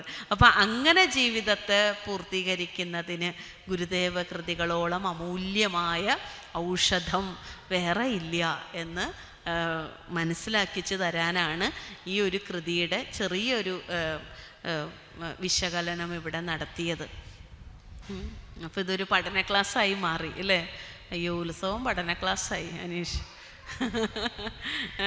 സാരല്ല, നിങ്ങളിനി എന്താണ് വീട്ടിൽ ചെന്ന് ഇതൊക്കെ വായിച്ച് നോക്കുക. എന്തായാലും ഇനി വേറൊരു വിഷയത്തിലേക്ക് പോണില്ല, ഇവിടെ വെച്ച് തൽക്കാലം നിർത്തുകയാണ്. എല്ലാവർക്കും ഗുരുവിൻ്റെ അനുഗ്രഹം ഉണ്ടാവട്ടെ. ഗുരുവിനെ പഠിക്കുന്ന നല്ല മക്കളായി, നല്ല അമ്മമാരായി, നല്ല സഹോദരങ്ങളായി വരാൻ ഗുരു തന്നെ നിങ്ങളെ അനുഗ്രഹിക്കട്ടെ എന്ന് പ്രാർത്ഥിച്ചുകൊണ്ട് നിർത്തുന്നു. നന്ദി, നമസ്കാരം.